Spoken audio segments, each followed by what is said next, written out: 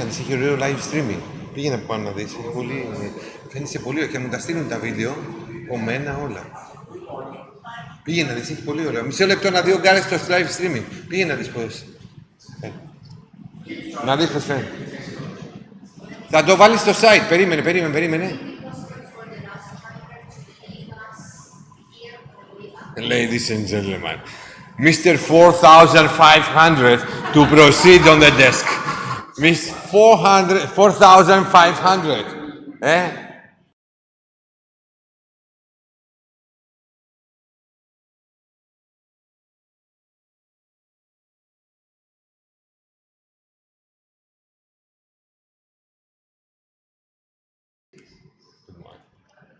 Okay, let's start. So, good morning to everyone. I hope that we still have energy for the last day until the next time that we are going to meet. I'm very glad to welcome as the first speaker a colleague of mine from International Relations Office, Dr. Gareth Owens.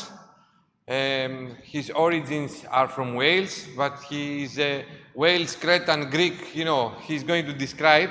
He's a very nice story because, if I remember well, he found himself in Greece as a student, and then the life has a scenario for him in order to stay for, I hope, forever.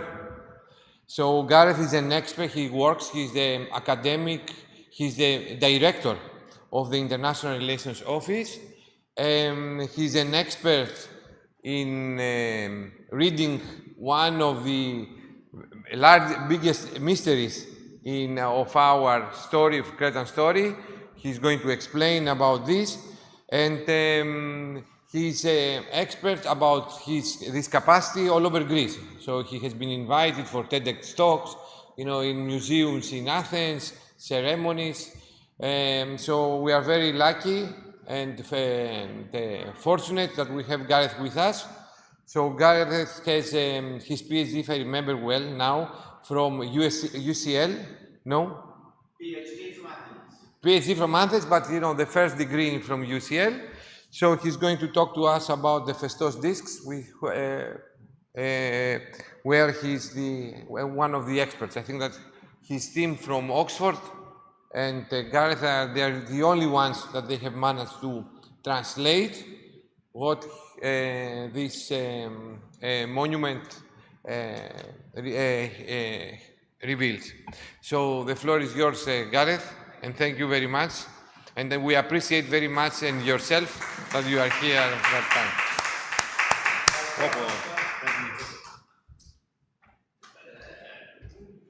Yes, well, Kalimera ke kalos ilthata. Costa speaks to you in English, so I'll speak in Greek. Okay. I know it sounds a bit funny, me saying welcome on a Friday, but I had the pleasure to meet you last night. Kostas and I have worked together for more than 20 years with the Kaliakatsos clan. Kostas studied in Scotland and played basketball for Scottish universities, so my son respects you, Kostas, at least. And my family are from Wales and I like rugby. But what we both agree on is teamwork. That's why it's a pleasure to be with you today. And what I'm going to try to do for you is to share with you some of the things we know from Crete, since I have the pleasure to be with you, and I won't miss the trip to Monitopoulos today either, because it's fascinating. I came to Crete for 6 months 35 years ago. So I said to the nice student volunteers outside, I would sign their paperwork and they could do Erasmus somewhere for 1 semester. And the students say to me sometimes, we're only going for 6 months. And I said, that's what I said as well. Thank you. Right. I was going to show you 2 websites today. One is the Heraklion, Knossos, which was done by my better half, the town archaeologist, and her website is working, but she is still asleep. This morning I was very good. I made the coffee and left. She will have a Gareth-free day, but her website is working. My website is not working. Hakuna Matata. I will try to make it up. When a few years ago, the Turkish and the Greek hackers were trying to take down each other's websites, our big research institute for computer informatics, as Asaya, my colleague, was talking to me about, they were under attack. And I went to the office one day and my website did not work.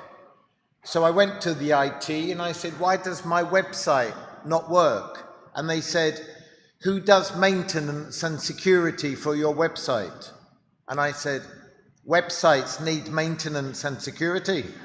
And the head of IT said, the situation is even worse than we thought it was. We were correct to take it down before it was taken down by other people. That for me was a good test of how we have to work together. Somebody helped me proactively in advance. And that's what I tried to do to justify my previous life in Britain. We tried to help each other every day. But it's my pleasure to be here with you now, especially as I came for 6 months. And Crete is a very hospitable place, as is Greece. But I was telling somebody last night, I failed my PhD in London because my professor died and I carried on teaching. And I didn't get my PhD because the other professors, how can I put it politely? I won't be polite. Okay, you can imagine. Right, thank you. But I had applied to Greece for a postdoctoral research position to study the Minoan Crete. And Crete, the Greek Ministry of Education, gave me a postdoctoral position for 2 years without having a PhD. I like this country. I can work here. We find good solutions. But it's on my CV that I got my PhD while working at HMU with the support of my university after doing postdoctoral work. And my wife said to me, "You're worse than the Greeks. You're not even ashamed." I said to her, but it's a historical fact. The dates are there. You can't change it. So I say to the students, academiques voltas, academic trips, travels, get out and see things, get to know people, help each other. Because I have realized that in life, we all need help. And the best thing we have is to have friends around us who help us. So what I'm going to try to do is to share some of Crete with you today using the website of the town of Heraklion, Knossos. But before I start that, I wanted to, I researched a couple of more things about East Crete, because very close to here was found the Dinotherium, which is the 3rd largest mammal ever discovered in the world. After the dinosaurs, there were dino mammals. I didn't know all these details, Yanni. I searched it recently. There's a model of it in the Natural History Museum in Heraklion. It was found about 5-10 minutes from here. Not 5 minutes, 2 minutes. 2 minutes, thank you. Right. Ayafotia. Thank you. Where we are was found the fossils of the Dinotherium of 8 million years ago. Yeah, I was amazed when I heard that. 35,000 years ago, we had nanas, we had dwarf hippopotamus and elephants on the island, because Crete was an island, and when there are animals on an island, they get smaller. 10,000 years ago, they had giant deer that were 2 meters tall that died out. 10,000 years ago, people started hunting. And I asked the Natural History Museum, is there a connection between people hunting and extinction of species? And the Natural History Museum, my friend, the geologist Babis there, said, there is no ecological destruction in the world that man is not responsible for. I think, yeah, exactly. I think we've all realized that this summer, if we haven't realized it before. I mean, I've been here 1/3 of a century and I've seen climate change. So imagine what happens in 100 years.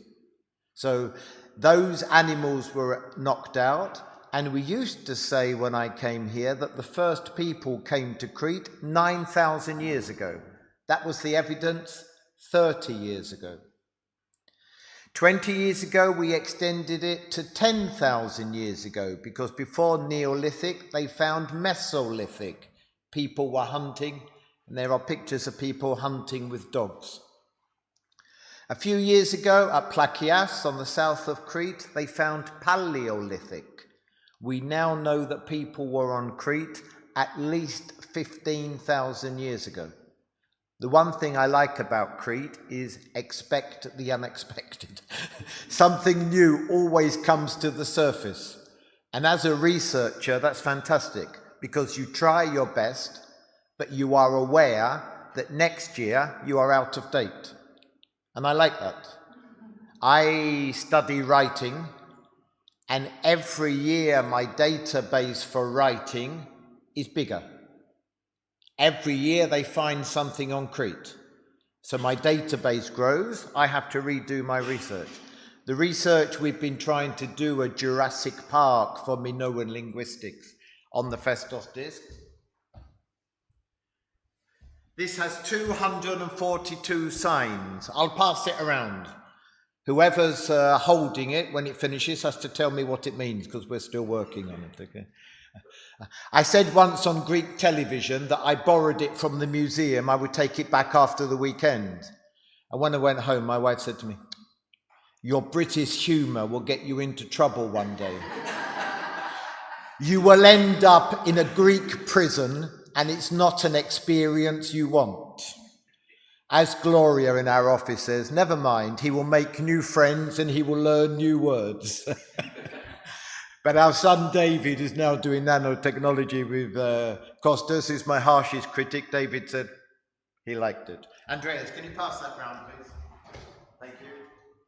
This is the Festos disc that we'll come to later. But if we are progressing at all, it is the result of hard work and teamwork. Do I have until 9:30, Costas? Yes, 9:30, thank you.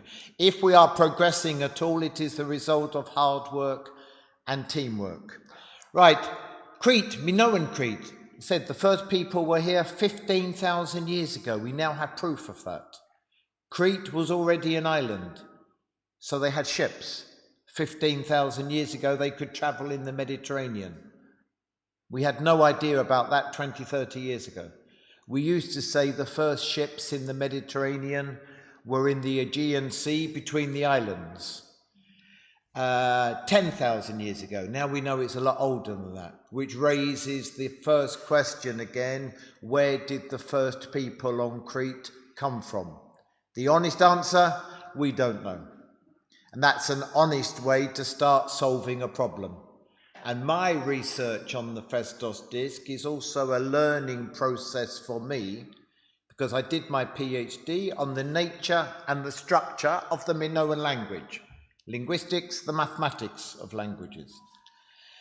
And I realized when I started wanting to work with that inscription that you either heard complete rubbish, theories that were crazy, use my favorite Greek word, UFO, people from outer space, or people said we can't do anything. Now I don't like either of those ways of working. There's always something in the middle which is better. Taking ideas from everywhere, talking with friends, colleagues, making mistakes, having nice ideas, watching the sun come up at 7 o'clock this morning, drinking my coffee and sit here. I made a note of something, it was good, thank you. But I realized that when we have a problem in front of us, I actually invented a new word, studyable. In Greek, melatissimos, that something can be studied. We look at something and think we can't do anything. No, that's wrong. We tell our children they must try, we must try as well. So I made up the word studyable. You won't find it in a dictionary somewhere. Melatissimos in Greek. I'm trying to get it into the Academy of Athens dictionary, but my supervising professor, Haralambakis, from Erapita, said to me, Gareth, not yet. He wants a bit more time before we add it to the dictionary. But something has to be studied. Now, how do we do that? Costas teaches soft skills. We've got to sit down, work together, listen to each other, share a glass of wine like Yanis and I did yesterday, talk openly, not be scared of making mistakes, and hearing things. And I also say that personally and professionally, working in Erasmus is a gift for me. I hope I'm useful because of my English, but every day I work with people from other countries, but we have the same aim, so that's so important. After becoming studyable, we then used other writing systems to be able to read it. And to read something doesn't automatically mean you can understand it. The gentleman sitting opposite me yesterday was from Azerbaijan, Fawad, and we were talking a lot about food, gastronomy. And because of the Turkish influence, he and my wife were using the same words because we were talking about words. We communicated. It took me 10 years to do a PhD in writing and linguistics to realize that more important than writing, more important than language, is wanting to communicate with each other. At our university, they don't always know what to do with me, or generally with the office, because we're different and have different approaches of doing things. And they asked me once if I was interested in becoming an academic member of staff in our IT department, and our department of telecommunications, which means communicating with people from a long way away. I said, no, I made up a new word, condo communications. I like working with people close up. I think you understand more from each other. And in Nuno's presentation on sign language, I got to see the sign language teacher in one of our presentations at university. And what impressed me was she was not just doing sign language, it was all body language. It wasn't just what you see in the box on the television when they have someone doing sign language. It was more than that, which is what made me realize how important it is to be together. So when Kostas invited me to Hanya last year, I went. When he invited me to Sitia this year, I came. Some Greek I understand immediately. Go to the tax office and pay. I say, me no speak Greek, I don't understand. But we have to try to be selective. So we have the people on Crete. After the Stone Age, they start using metal, and we talk about the Minoan period. And if you get one book, Minoan Crete, this red one, by Andonis Vasilakis, is called From Myth to History. Now, when I ask the Erasmus students what does the word mythos mean, the first answer is a very nice beer, especially when they're here during the answer. But it's also telling a story. And history is when we have things written down. Now, the Festos disc at the Saraya, it's ended up on your desk. The Festos disc is written down, but we don't necessarily understand it. I don't like the word prehistoric for Minoan Crete, because they are writing. If we don't understand, that's our problem, not theirs. I think you have to be honest with yourself as well as honest with other people. But history, written records. Someone gave me a book a long time ago, and I've lost it, and I've been trying to find it again, called Her Story, which is the female side of historical events. If you can ever find it, it's brilliant. It's humorous and educational at the same time, a book called Her Story. And I've just started rereading a series of books about Greek mythology written from the viewpoint of the women, which is really interesting again. And the other book we have here from Sitia. So 5,000 years ago, we have the Minoan period. I disagree a little bit with the dates here. Never mind. That's Heraclean Archaeological Museum. Okay, we can disagree. It's what life is about. We have Knossos, the civilization. We have other palaces at Festos, Malia. We have a city in Hanya. We have Rethymnon, hasn't been found yet, probably under the old city. And one of my favorite places that we're going tomorrow is Zakros, at the east end of the island, which is really beautiful as well. 4,000 years ago, we have administration. They start writing. they start writing. Andreas, you are an environmental engineer, I think. You can tell me what the disc means then. They start writing 4,000 years ago, and we have 4,000 years of written history. But that's Minoan writing. We don't necessarily understand it. So we could read the Turkish newspaper because they use ABC. But if it's not using words that are common in Greek cooking, we wouldn't necessarily know what it was. So 4,000 years ago, they start writing. We have administration. So that's very important. But we're trying to understand what they are doing. How can we understand? The Greek people came to the island of Crete, found writing on Crete already, not the alphabet. We're dealing with something older than the Greek alphabet. And the Greek people started using Minoan writing for the Greek language.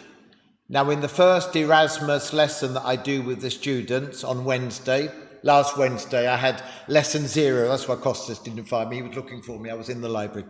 Lesson 0. In the first lesson on Wednesday, my new students have to write their name and their country in Greek letters to get used to writing another alphabet.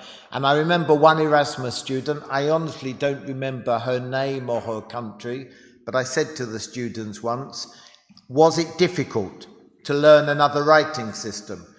And the student said to me, nothing is difficult if you want to do it.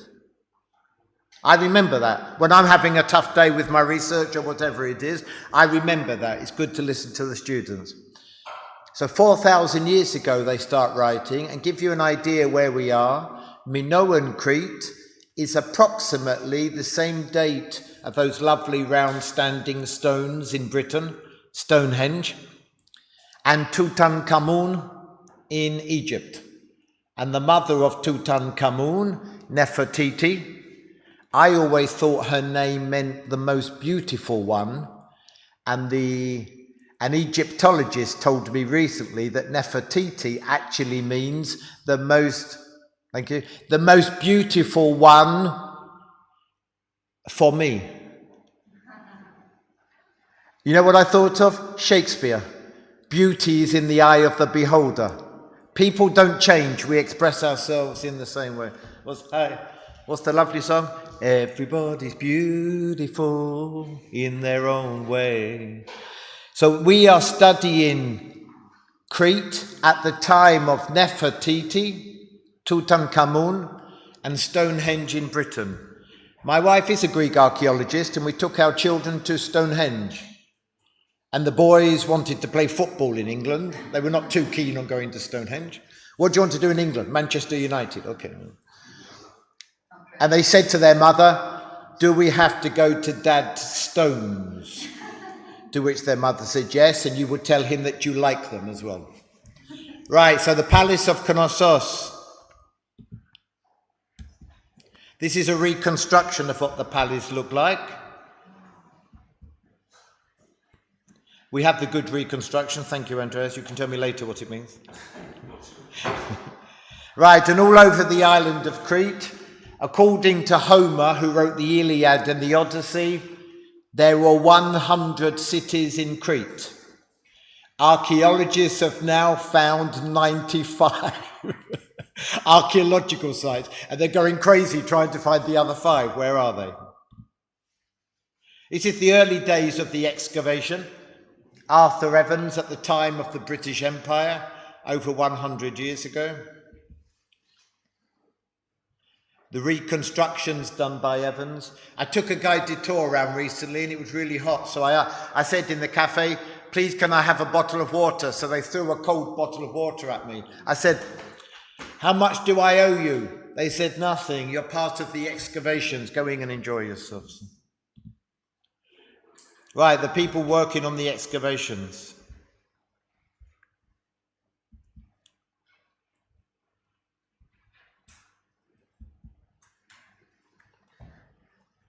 Malia, where the French excavate. By tradition, different countries work here, always in collaboration with the Greek Archaeological Service. Festos, near my village in the south of the island, where the Festos disc was found, and they have the best coffee. because the Italian archaeologists brought a proper cappuccino machine from Italy. They brought it to Festos. If you go to Festos and you find me, I treat my friends to coffee, okay, at Festos. And our village is nearby. Again, the site of Festos. Zakros, which is absolutely beautiful, which we'll be visiting tomorrow, I hope. And then we're at the other places, Zakros. Heraklion, I won't spend too much time in Heraklion because you cleverly came to live here. We can just see some of the archaeological objects that have been found. What we are looking at is Minoan art, and you are looking at a civilization 1,000 years before classical Greece. What we think we know about classical Greece, the Acropolis, the Parthenon, Greek mythology, what we have in Crete is 1,000 years older. And the Minoan art is very nice indeed. But we're also looking at a time that is before the Trojan War. These are the helmets that people would have been wearing in the Trojan War. The Trojan War did take place 1200 BC. Ladies, the bad news is Brad Pitt was not there. Okay? The Trojan War as a film is awful. Why you changed the best story ever written, I don't understand. Yeah, the 300 Spartans for me is brilliant because it's based on the comic and it keeps the spirit of the story. But Peter Jackson, who did The Hobbit and Lord of the Rings, I heard a rumour that he's going to do the Iliad and the Odyssey. If anyone can get me a job as mythological advisor to Peter Jackson at Hollywood, I will leave HMU. Right? There's not many things that get me off the island, but that would be an opportunity because imagine what they can do with the special effects now with Greek mythology. It's even better. But why do I like mythology? Because people don't change. Mythology is about people. We make the same mistakes. We fall in love. We do things wrong. We want a better future for our kids, for our students. We worry about people. We want things. In my opinion, people don't change. And the other feeling I have with Erasmus from European Union, and I'm pleased to say not only, we're all basically the same as well. I think the core of humanity is basically the same. The differences between us, in my opinion, is what makes it interesting. I call Erasmus the tutti frutti. We're all basically the same, but there's a little bit different from us that we can enjoy doing things when we learn to live together. My colleagues were talking about compatibility of computers. I think compatibility of people is much more important. That's what we need to do. Right, so that's some of the Trojan War. And the cups they were drinking from, because believe it or not, they were drinking wine. Yeah.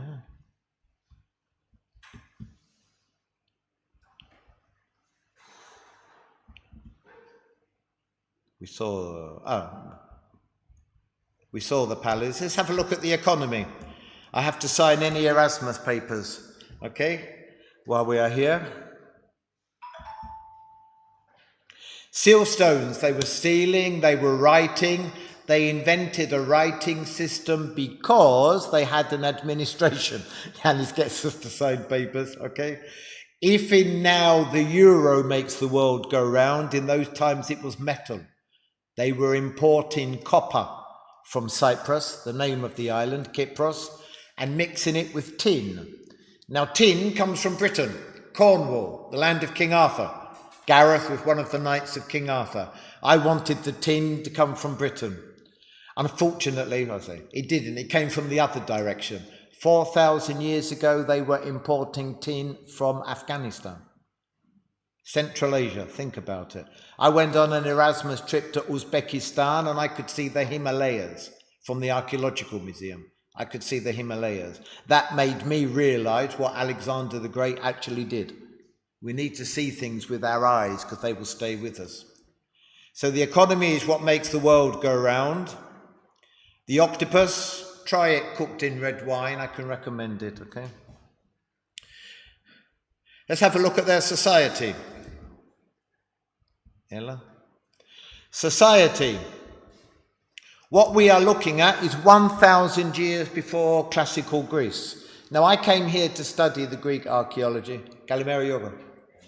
It's nice to see my colleagues. I came here to study the society of Crete, but I started off in Athens. I like Athens. The new Acropolis Museum, Friday night with a glass of wine, open until midnight with live jazz music. I recommend it. That's the way to see the Parthenon. I now make a point, if I go to Athens for work, for staying Friday night and coming back on Saturday.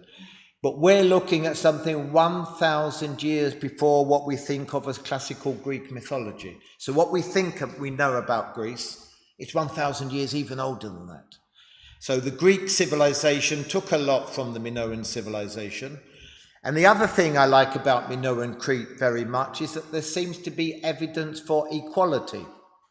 Now, sometimes you read in the books that women were in charge. Well, we don't have any evidence for that. We have evidence for equality. For me as a human being, a historian and a man, that's very impressive. And the only thing I have come to realize is that we must work together. And I used to say I enjoyed working with people, even if I disagreed. Now I say I enjoy working with people, especially if I disagree. Because if we sit at the table and respect each other, we're actually listening to each other. And I think science should be like democracy, polite disagreement. It shouldn't be like the House of Commons in Britain or in Athens, that the person who shouts the loudest is correct. No, we need to listen to each other. Very often those who don't speak are worth listening to. Someone once asked me which language is better, English or Greek. I said no language is better than another one. They're different. The Greek language has 500,000 words because of the result of the written history. If you want to scientifically in Greek, you can say exactly what you want to say. The fact that Greek people only basically now use 3 swear words is a different matter. The dictionary is big, 500,000 words. English has 150,000. Nothing is better, they are different. Someone said to me, which language is better? I said, Greek for scientific reasons, English for not answering the question. English is much better, in my opinion, in that, right? Greek, you can pin people down if you want to. In English, we can escape more easily. It's a different way of thinking, which is why I say to the Erasmus students, you must do Erasmus and you must come back with another language. Can I ask you something on this? Of course. So, I mean, you just said that the Greek language contains much more words than the English. However, if you check the I have to take one. Sorry, I have to repeat for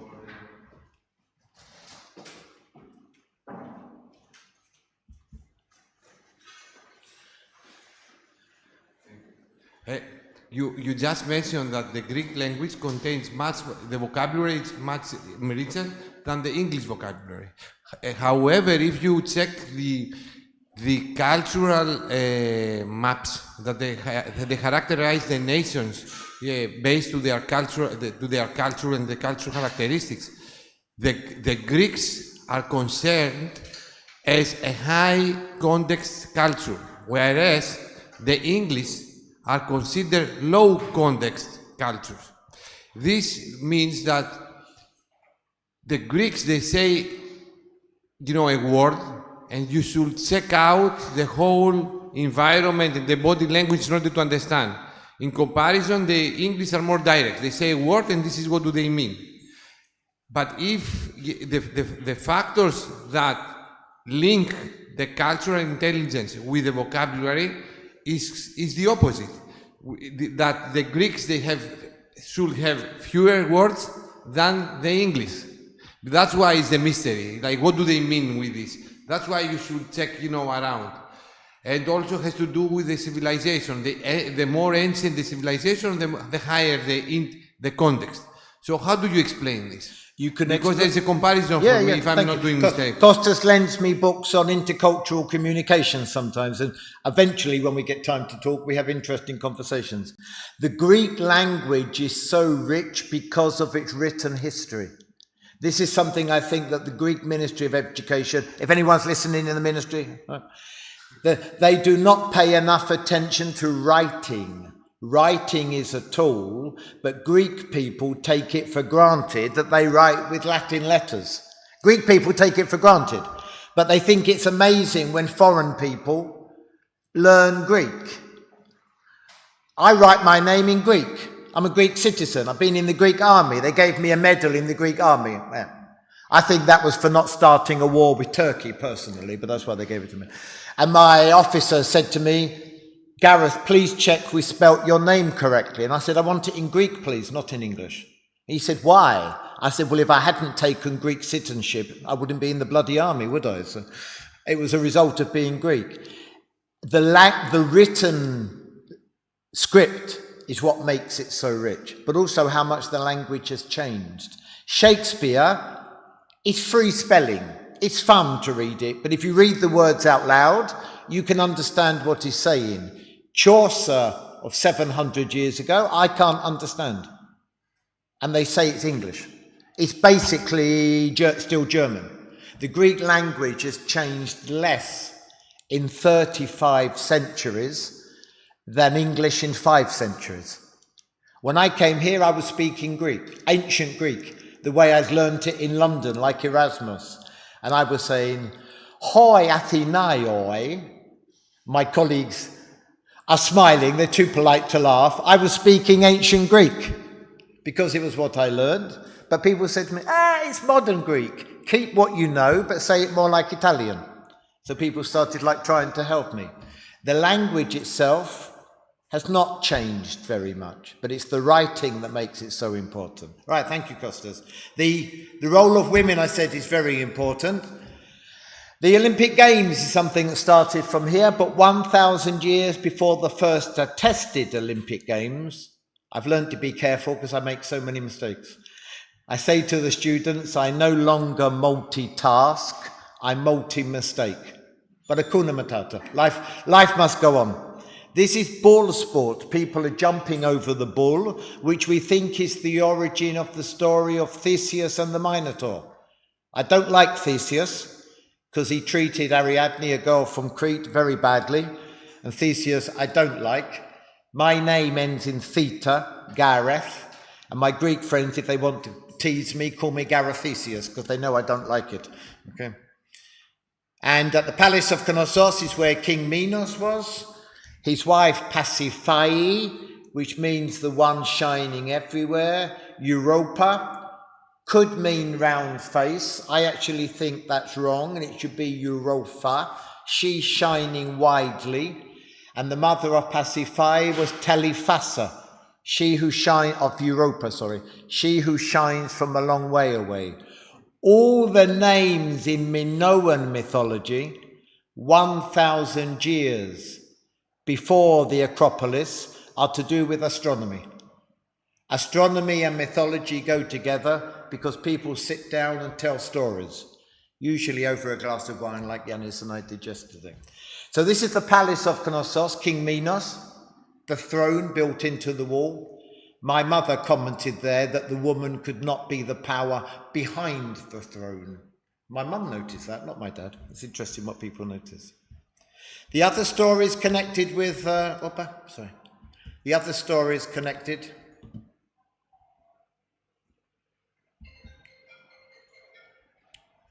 We also have King Minos and his family. We have the Minotaur, as can be seen in the art here. Daedalus and Icarus, the first people to fly and to crash. When I did my military service, the head of the armed forces said, Orange, Ella, come here. Tell us who was Icarus. Now, Icarus is the name of the Top Gun flight school of the Greek Air Force, the School of Icarus. It's where they train their Tom Cruise Top Gun people to fly. And they said, tell us the story of Icarus, the first person to fly. I said, unfortunately, he was the first person to crash. I said, you should have named the school of Daedalus. It would have been more successful. You should read a story until the end. But you know what they say, military intelligence. It's a bit funny sometimes. But Daedalus was the Minoan Leonardo da Vinci. So it's a good person to think about as a university. The charging bull, we have the Minotaur that Pasiphae fell in love with and wanted to have relations with the bull, and the Minotaur was the result. The half-brother of Ariadne, Theseus took her into the labyrinth. Theseus went to the labyrinth. She gave him the ball of string, and she got out again. And he said, I will take you back to Athens. You will become my queen because you destroyed Knossos. I killed your half-brother. Will destroy your kingdom. You did everything for me. She said, yes, of course, because I love you. Big mistake. Right. He abandoned her on the island of Naxos. And excuse my academic English, but Theseus was... This is live streaming. I'm allowed to speak freely. Okay. Theseus was a bastard. There's no other way to explain. He treated her very badly indeed. The other art we may have, but these are all human stories. The blue monkeys collecting the flowers. The Mycenaean soldiers were here. My keen interest is religion. I say, hello. Oh. I have a bad effect on computers. Can you do your magic, please? Thank you. I say I'm not religious, but I'm very interested in religions. Why? Because it makes you realize how people think. And I think it's important to respect each other. Shall I take it again from the beginning? Yeah. It's important to respect each other. We can go in from here, if that's okay. Costa, can I do it? Yeah. Thank you. If I can remember how, you kindly help me set it up.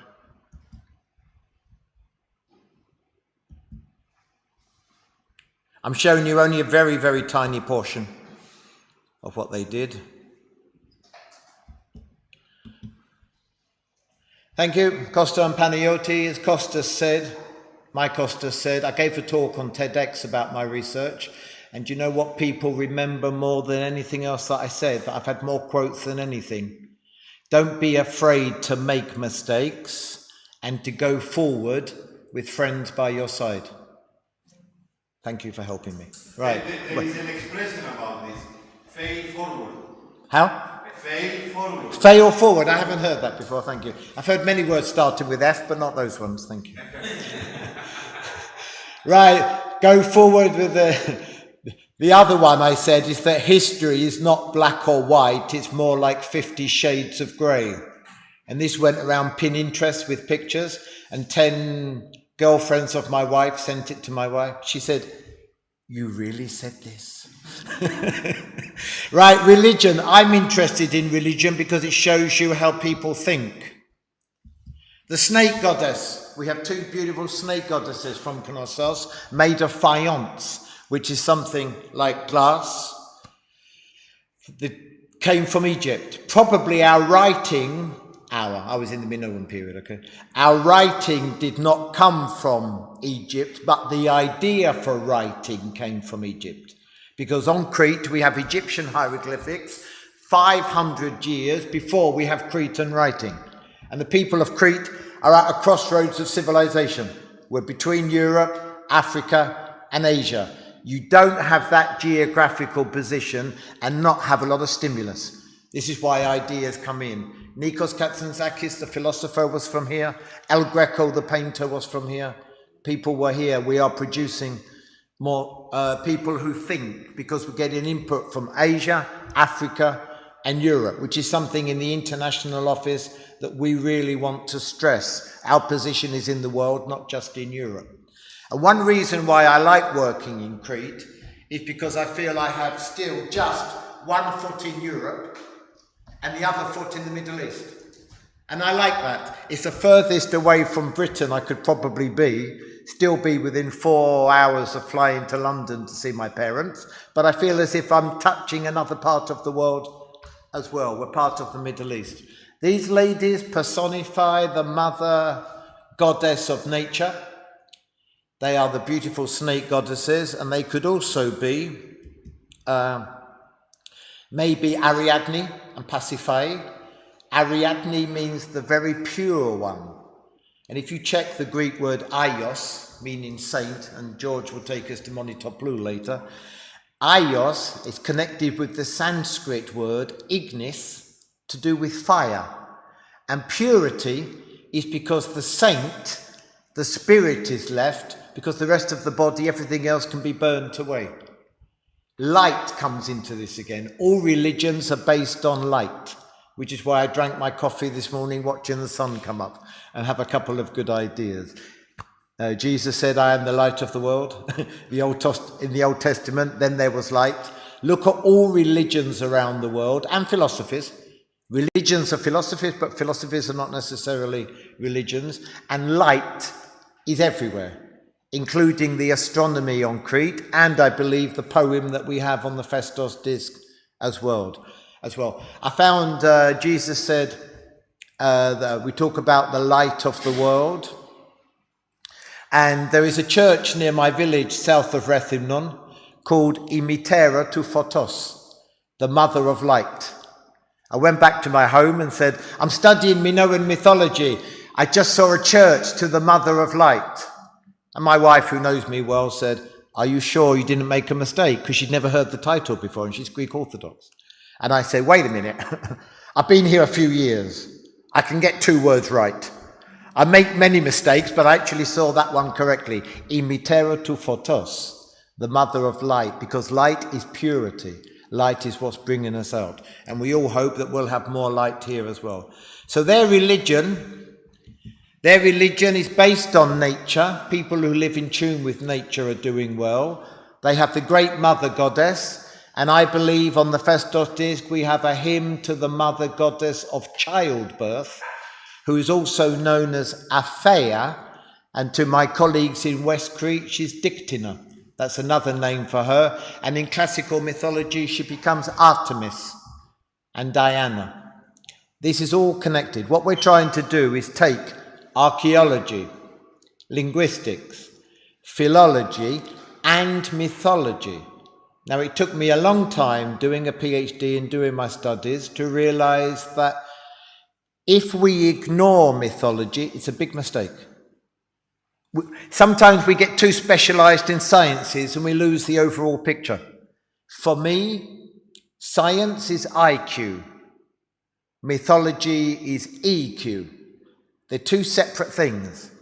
But when they actually come together, it's fascinating and really, really rewarding. And one I learned only a couple of years ago, having a conversation with Costas one day. I think the subject came up, AQ, the ability to adapt, to evolve and to adapt. This is something I've not heard of before. We need to think with our brain, we need to think with our heart, but we need to be flexible to do other things as well. Right, do I have 5 minutes, please? Thank you. I started 15 minutes late, thank you.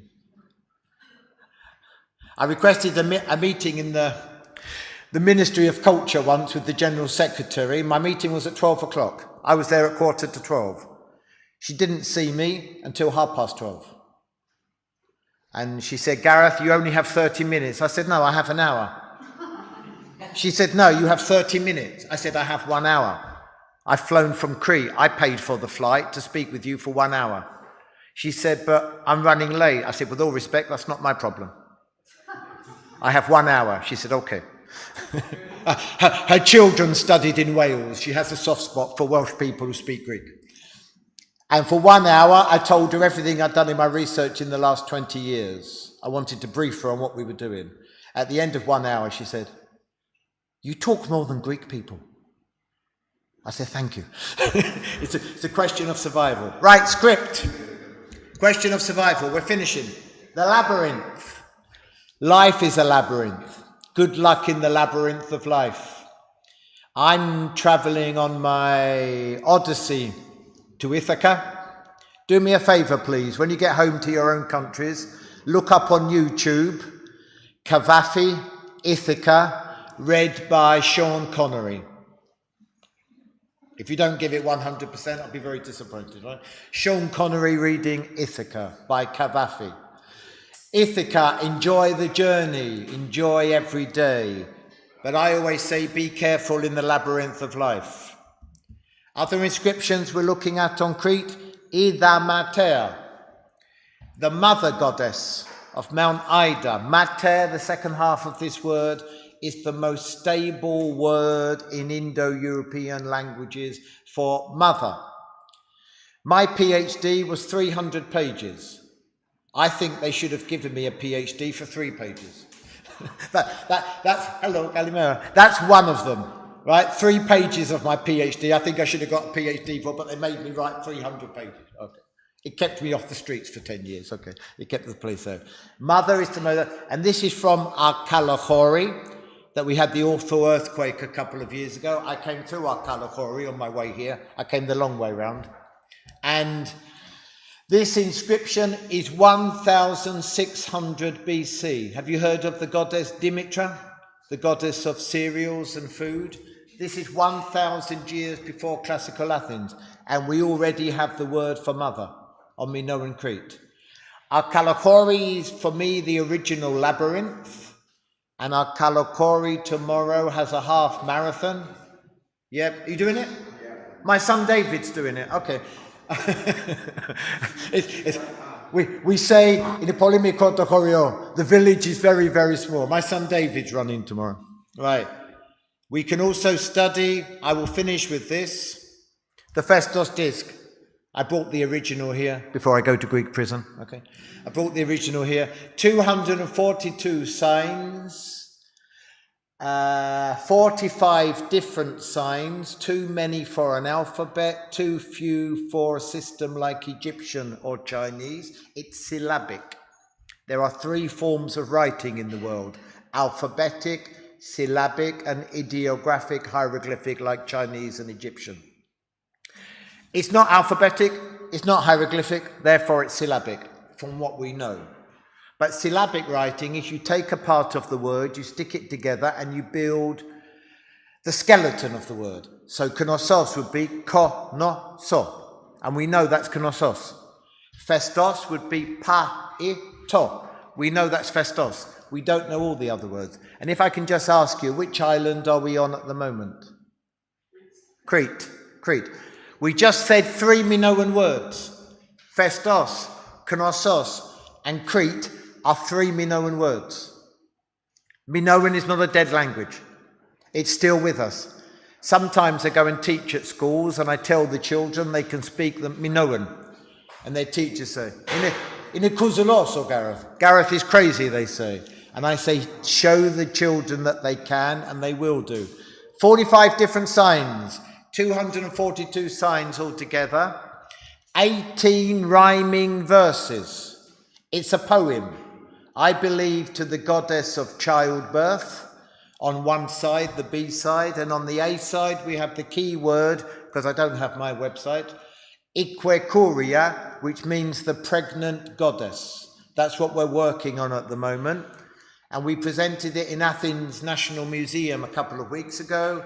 And on 2 weeks from yesterday, we will be presenting it in the harbour of Heraklion, near the Koules Castle. We will have finished doing a painting, a graffiti of the Festos disc, 10 times life-size. A friend of mine who's a painter has done it. And we will give a summary of what the disc might mean and a poetic translation. A poetic translation helps because it gives you freedom. My PhD was what the words might mean using Indo-European linguistics. We put them together, and where the words are repeated in the Minoan language, you can tell that by looking at it, we've made it be repeated in Greek and in English. And what my Greek family find really funny is that I found the Greek translation easier to do than the English one. And they said, my kids said, Dad, you're from the land of Shakespeare and you can't write an English poem. Maybe it's because I enjoy the Greek language more than the English language. Sometimes what you study and not what you take for granted, you enjoy more. As they say in Greek, gustaro. We do something because we really enjoy it. And that's important as well. I believe everybody can offer something. So the Festos disc for me is writing. People used to talk about symbolism. I don't like the word symbolism in science. Symbolism I respect as a matter of opinion, but symbolism for all of us is different because we're all different people and we're all correct. and we respect each other, but we're never going to progress scientifically.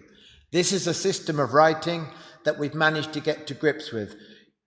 Could you be kind enough to check if my website is still down, please, Didalika? If it's not down, you could actually hear a beautiful voice of a young lady reading the Festos disc that I recorded in the studios. If my website's not down, otherwise you can find it. But I think, still down, thank you. They gave me the sign of the gladiators, right, thank you.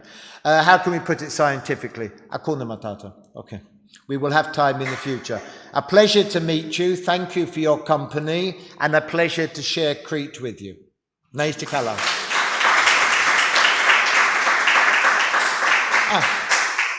Now we have Nuno with sign language.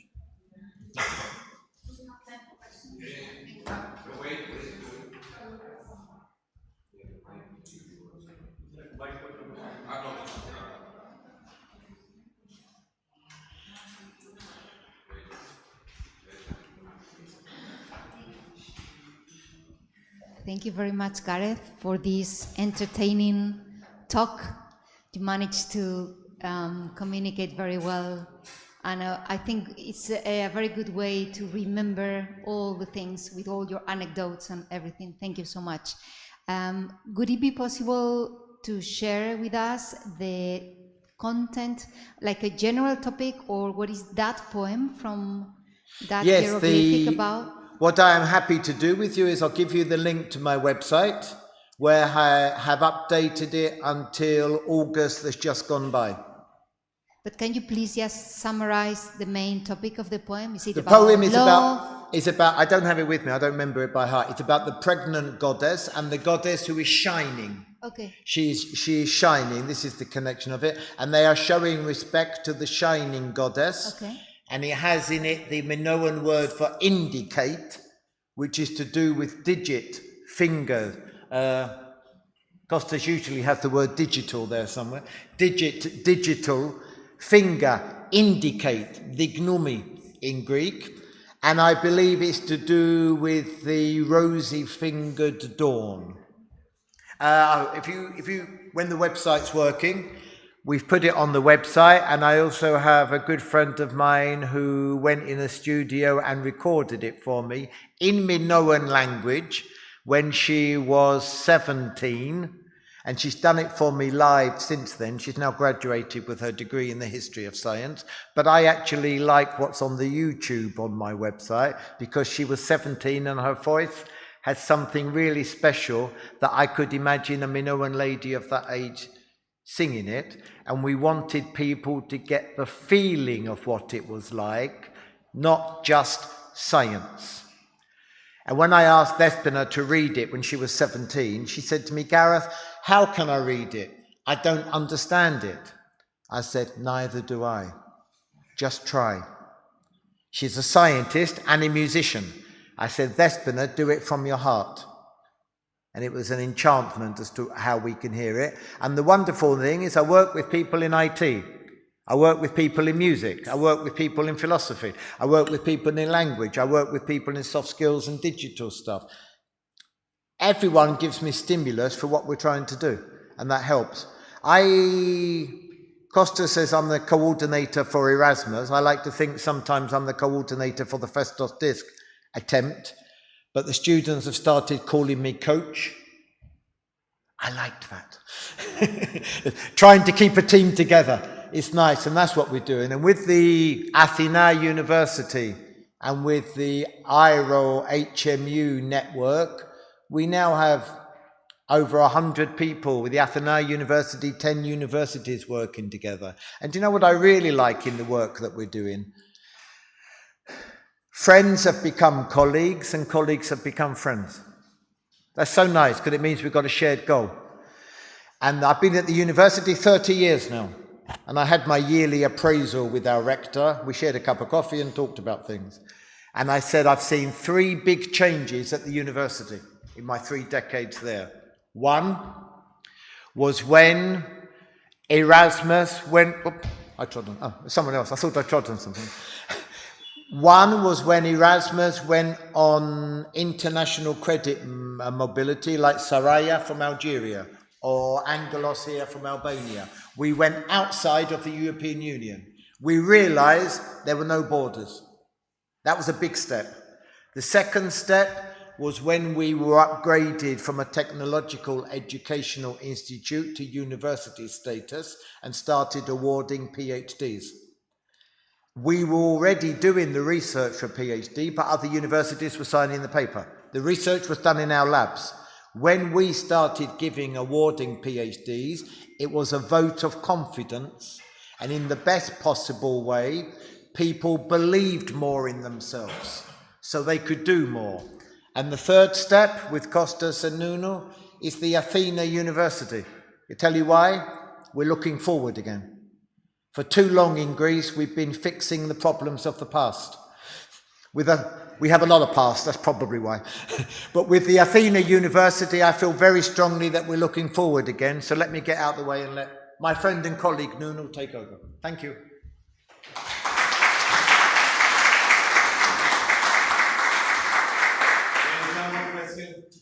Yes, sir, of course. One quick question. Have you considered translating? You should move Gareth into the camera as well. Yes, sorry again. Have you considered translating this poem into different languages?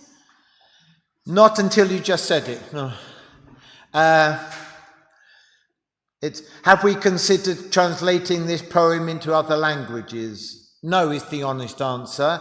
And I had never even thought about it until you said it, which shows that my horizon is limited to the languages that I know. I publish it freely on my website.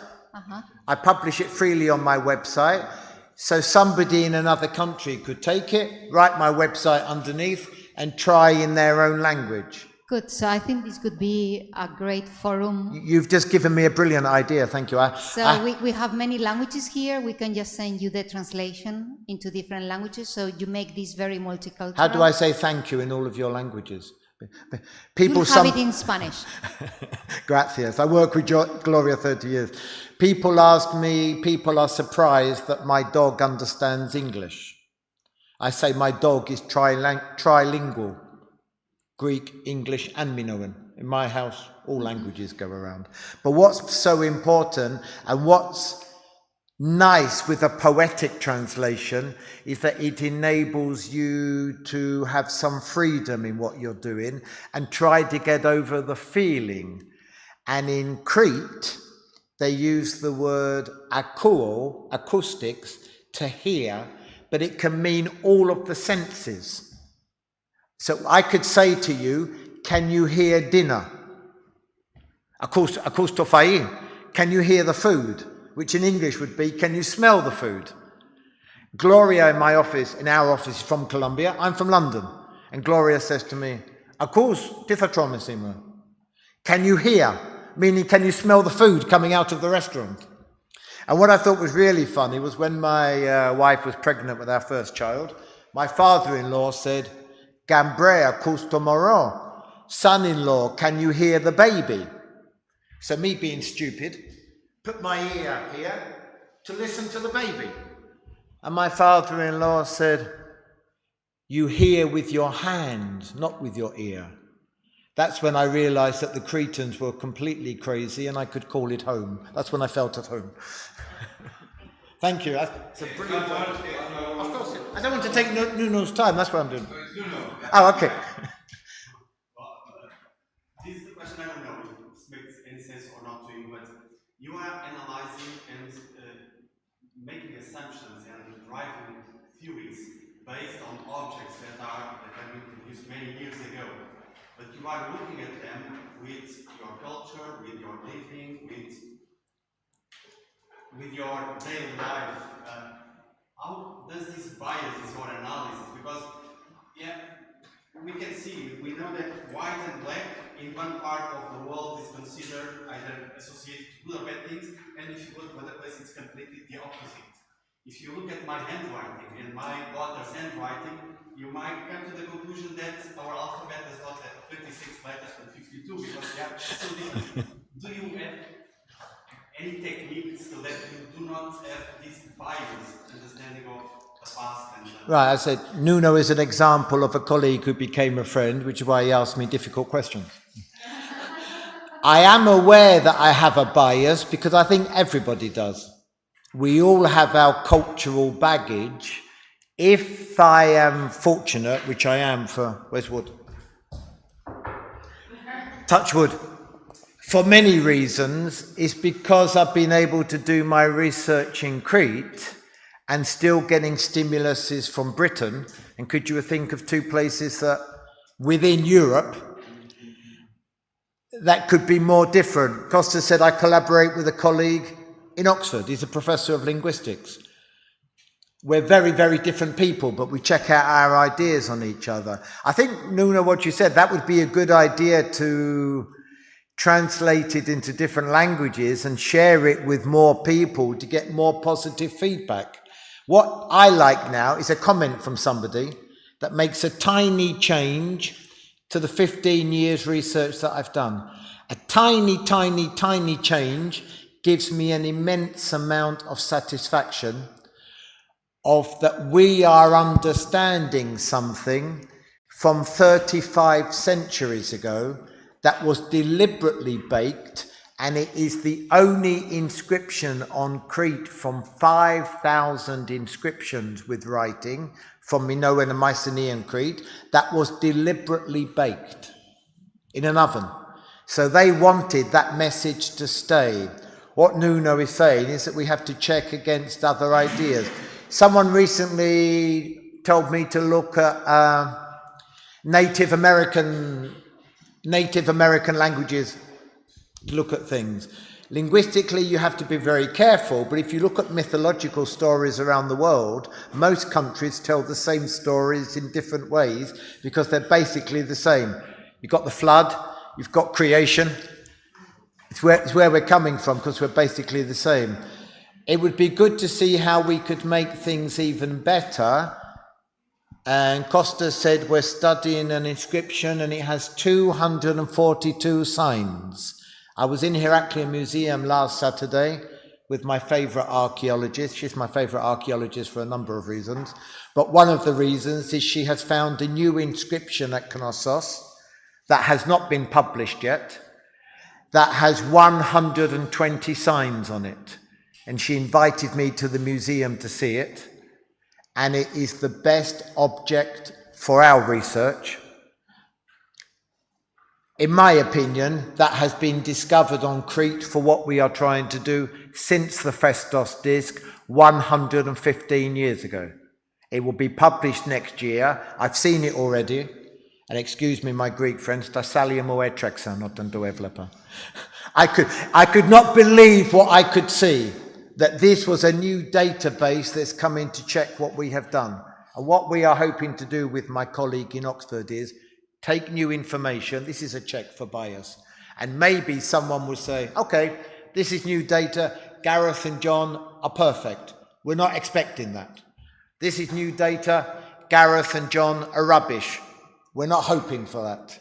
This is new data. Gareth and John have done good work so far, but it can get even better. That's what we're aiming at the moment, right? So good input from anybody will be appreciated.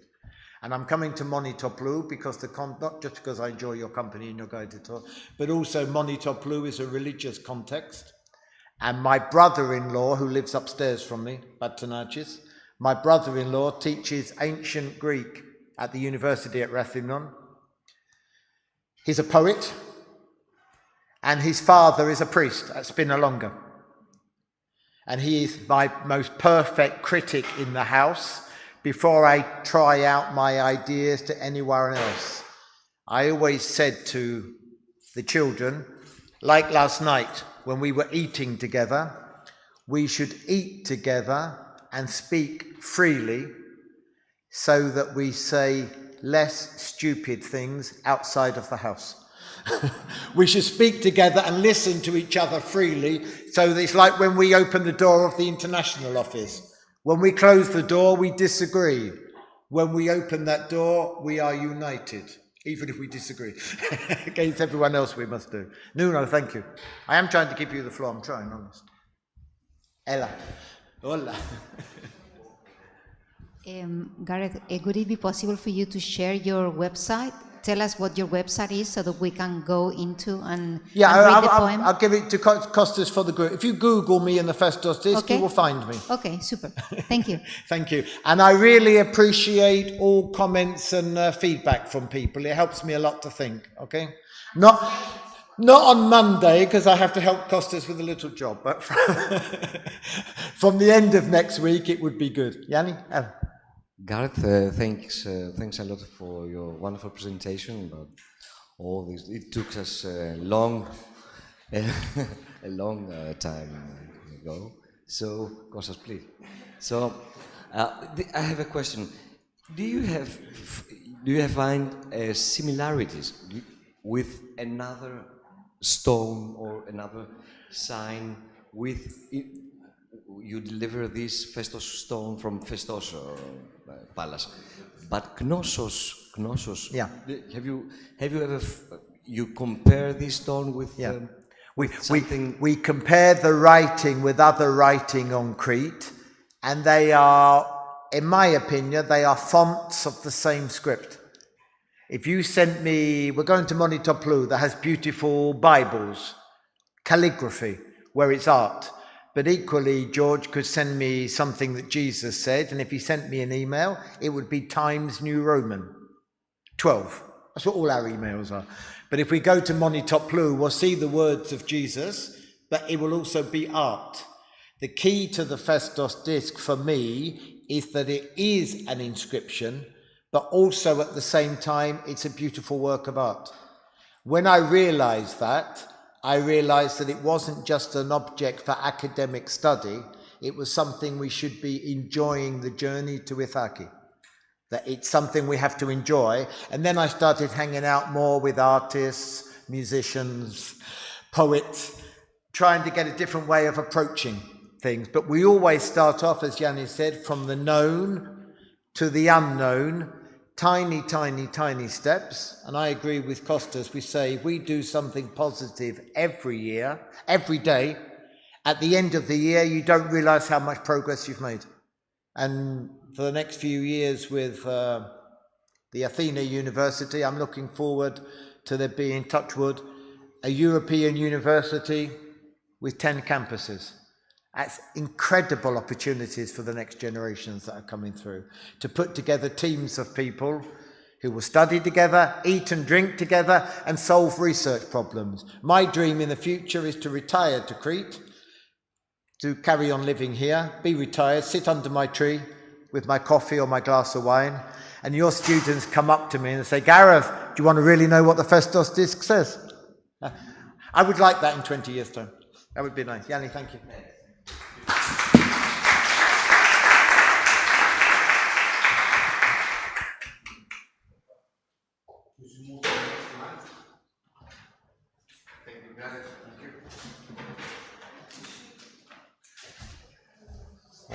So we are going to continue with the next lecture. The next presentation is from the coordinator of Athena European University, Professor Nuno Escudeiro, who is professor in Instituto Politécnico do Porto in Portugal. And he's going to speak to us about a breakthrough work that they are doing many years. So I suspect that he's going to present a summary of the results, and the title of his talk is Breaking Barriers, Advancements in Sign Language Automatic Translation. So I think that it demonstrates an inclusive team effort in order to include more people within the university life, but also within internationalization. Thank you very much, Nuno, and the floor is yours.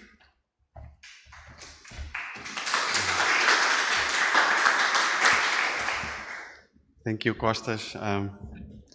Yeah, I'm in deep trouble because after Gareth's talk, it's going to be very tough. You know, I think a good talk, you can realize that the talk was good when you have many questions. The question is like a request for an encore, so it was good, very good. Okay, let's hope I do not bother you too much with what I have to tell you. So we have been working with sign language, in automatic sign language translation for a couple of years now. And I would just like to discuss with you what we have been done and what we have been doing. So I'll go very briefly through a step of the motivations that brought us to this line of work, the differences between sign and oral languages, and then go through the technology that we have developed and that we are using, and the several applications that we have. The main motivations for this come from what I believe is natural for all of us, which is the barriers that when you cannot perform fluid communication between people, between different communities, then it's not easy to evolve and to take benefit of all that you can take in your society, in professional terms, in personal terms. And this is, in effect, what happens with deaf people. Deaf people do not use the same communication means as non-deaf people do. And this is a big barrier for this communication between these two communities. And then the deaf are a minority, so this puts them in a difficult situation. When it comes to education, which is one of our main concerns, deaf students have support for education up to the secondary school, but usually not in higher education. It's much tougher than to get support. That's why I believe many of deaf students do not move to higher education. And all these barriers have big impact, not only on the deaf people daily life, but also on the economy and on the social lives, on our societies.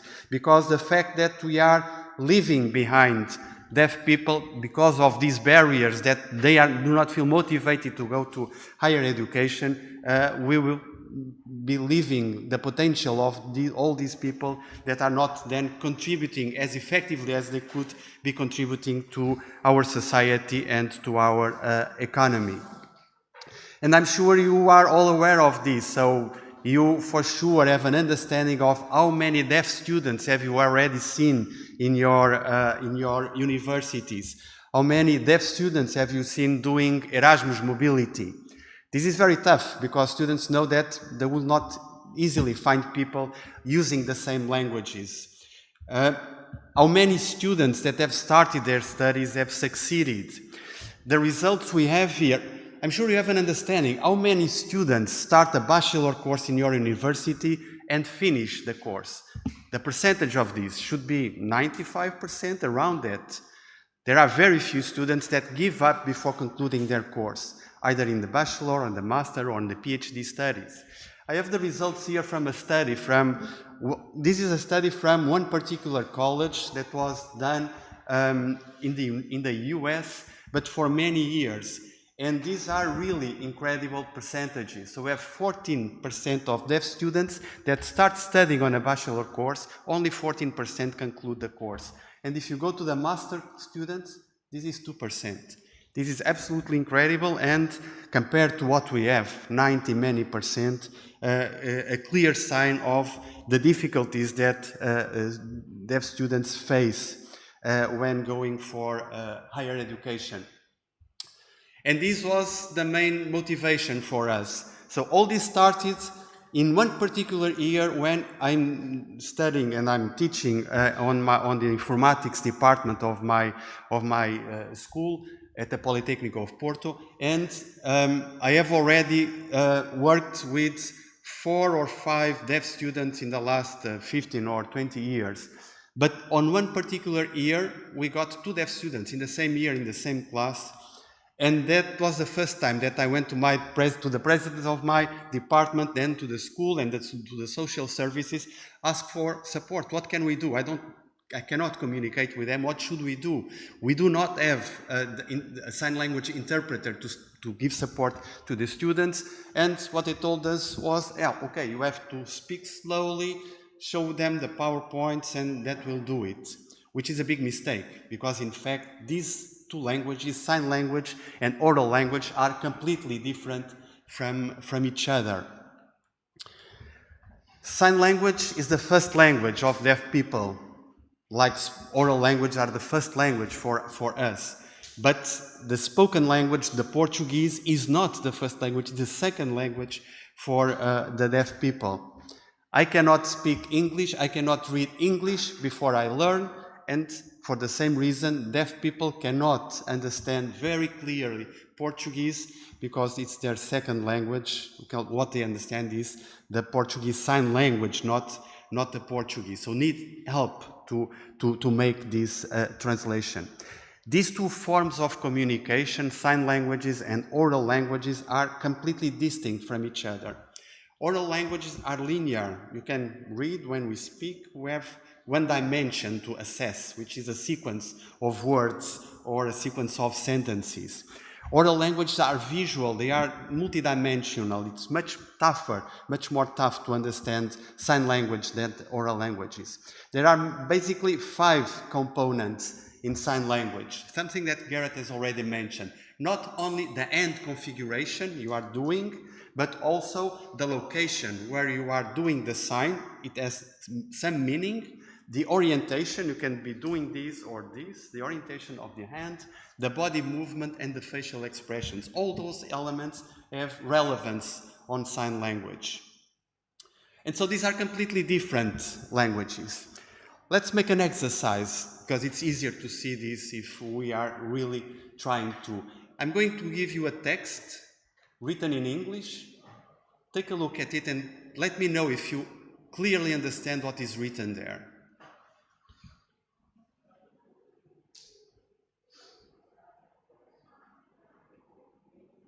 We can understand the meaning in general, but it's not immediately. It takes time. And this one.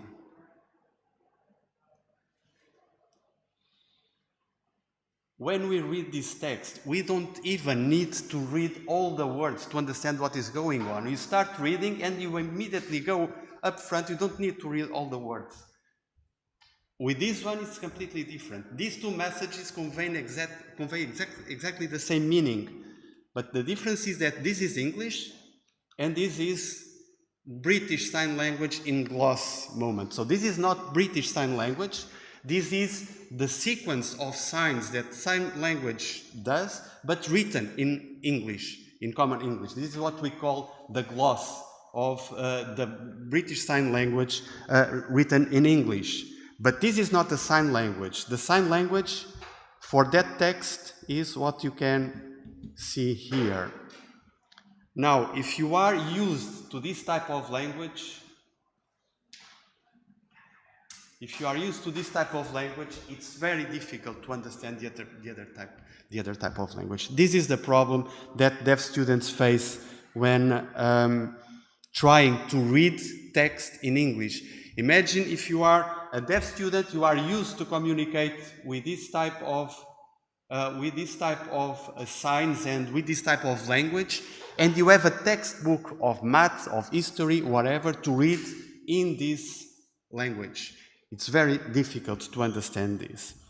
And this is why, because when we start talking about sign language, people say, but why do you worry about sign language? Deaf people can read, they see, they can read. Yeah, but they can read one language that is completely different, as we have just seen. So, this is why we are running and we are working on this area. We started developing a technology to translate from sign language to oral language and the other way around. Very briefly, when we translate from sign to text, we are using, well, in fact, we have 2 or 3 different approaches at this stage, but we started using the Kinect, you know, the 3D camera that was very much used for games, and data gloves. So it's a pair of gloves that you wear that you can understand what is the hand configuration. We are reading the input from these signs, and then with some machine learning techniques, we can understand the configuration of the hand, the orientation, all those figures, all those features of the sign language. We get inputs from that, and then using some machine learning techniques, we can guess or at least estimate what signs are being made. Once we do this, we get a sequence of signs that are similar to this. So we understood that the people did the sign came, then the sign here. So we get this sequence of signs, the gloss, and then once we have the gloss, we do some other techniques of grammatical parsing to translate from that gloss to the corresponding oral language, and we get the text. This is one example, one video of a colleague of mine using this system. So you can see, I'm trying to play this. Okay, I cannot play this, I'm going to move forward. You would be able to see here that these green dots are the Kinect, and yes, he's wearing some gloves, so when he's signing, you can see that the words are being identified, and you can construct the gloss from there. Okay, let's move forward. When we translate from the other side, so we are translating from text to sign, the system is very much the opposite. So we get text, and this text can come from many different sources. It can be the automatic translation from voice that you are recording. It can be from a website, from a Word document, from any type of text. And then we do very much the opposite that we did here. So we go through this grammatical parsing to convert the text in the oral language to the gloss that we have just seen. And then once we have the gloss, we have one avatar that plays each one of the words in that gloss. You can see here the avatar is playing. Here is finger spelling. This is one technique that the deaf people also use. So when there is one name, for instance, there are no signs for names. So deaf people identify someone by a physical characteristic, not by the name that we have in the oral language world, let's say. So when they find a name and they do not know the people does not have one sign associated with a name, they finger spell it. And this is what the avatar does when he finds a word that he cannot translate. In this sense, when we are converting from text to sign, we need also to have this animation database, which is basically a database of animations for each one of the signs in the sign language, and we are loading these with an online platform that we can have people from many different countries configuring words to the database. And this, of course, has to be validated. This is out of scope, sorry, we'll get back to that video. So this is the technology that we are using. We created this around 10 years ago, and this has been developing for a long time. The work that we are doing, the work that we are doing is not only research-based, we are doing all the efforts that we can so to promote to results that can be used in the real life, so for innovation. In terms of research, we started working on this in 2012, and we have a set of projects that have been funded by some organizations to develop this technique, but we have also innovation. We are trying and making our best efforts to move to the society and to transfer to the society the results of this work. And as a consequence of this, a spin-off was created here in 2018 to bring to the market these products that we have on automatic sign language translation. And one of the most, maybe you can go online now, one of the most popular outputs, let's say, is this sign language translation. So you can see this is a web page from a municipality, and you can see here our plugin.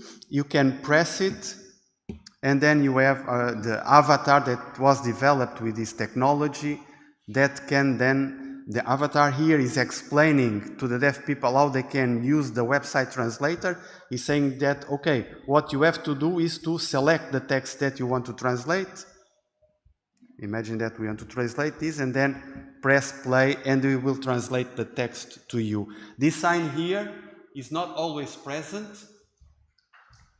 but this sign is telling you if the translation has been validated by deaf experts or not, because we are using also automatic translation, which is not 100% correct. So when you can see that sign, that means that the translation that is being made was validated by sign language experts. When you have a different sign, it means that is an automatic translation. And this has many features. You can rotate the avatar, you can see the words that the gloss that is translating.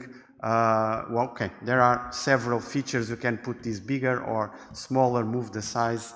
All these features are there. So this is an example of what we are doing with this to bring this technology to the service of the society and of the deaf community.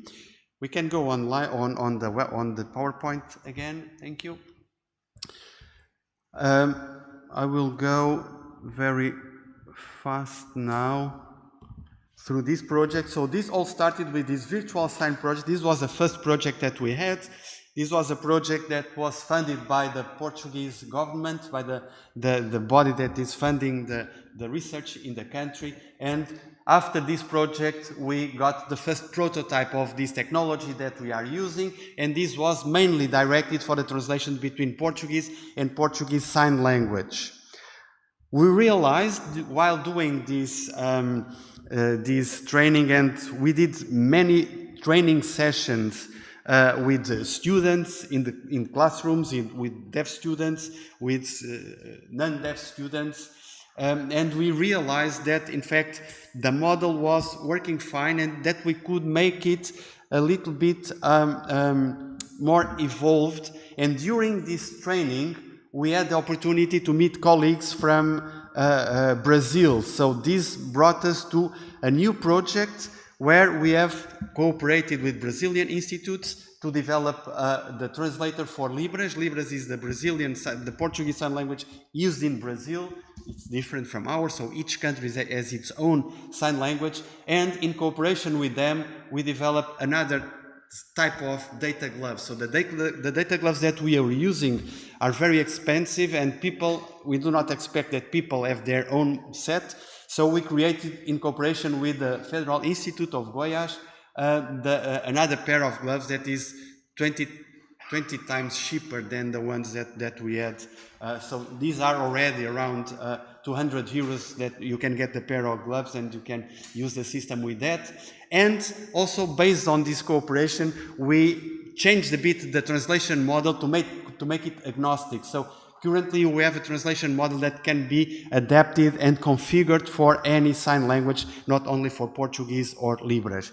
And this was the motto to move then to other countries. So the first project that we really had with partners, it involved already the university. At the time it was the TAE of Crete, the Hellenic Mediterranean University, and other universities, and we developed in this project the translation and configured it for the sign languages of all these countries. This project was interesting because we had a prototype of a system explaining how to use the metro in Porto in all these sign language of all these countries in the metro stations of Porto. So if you were traveling by metro in Porto in 2018, you might have realized that the metro station, the carriages were bringing that sign. So this was the system that people had they could use it in the station. It has a set of questions, and people can ask the questions and then see the translation in their own sign language. This was the moment when we launched you can see here sign language interpreters from 3 different countries. There were more. This guy here is the mayor. So it was a very interesting event, and involving very the high authorities in the region. And we developed also and used also this to develop prototypes in York. This is for an event in York, because the University of York was also one of the partners in this country, and we had also the opportunity to organize training sessions and to work with deaf associations in many different countries. This is in Cyprus. This one here, I think it's in Porto. This one is in Zigan, if I'm not mistaken. So we had the opportunity here to discuss and to be in contact with the deaf communities in many different countries, which was also great. Then we moved to another level, and we tried to adapt our system to international sign. So international sign is a type of a lingua franca for sign language. It is used when you have big conferences with deaf people from many different countries. It's incredible to see. We were lucky to participate in one of these big conferences that was held in Rio, with more than 800 deaf people attending, coming from all the countries in South America. And it was incredible because you could see the people that was presenting, he was presenting in sign language of his own country. Along his side, so on the stage, you could see 5 or 6 sign language interpreters, and just in front, in the first row, there was one guy doing international signs. So I was speaking in, let's say, Portuguese sign language. The guy that is in the first row is translating to international sign, and all these interpreters here understand international sign and then do the signing in their own sign language. It's really nice to see all this going on and everybody understanding in all these different sign languages.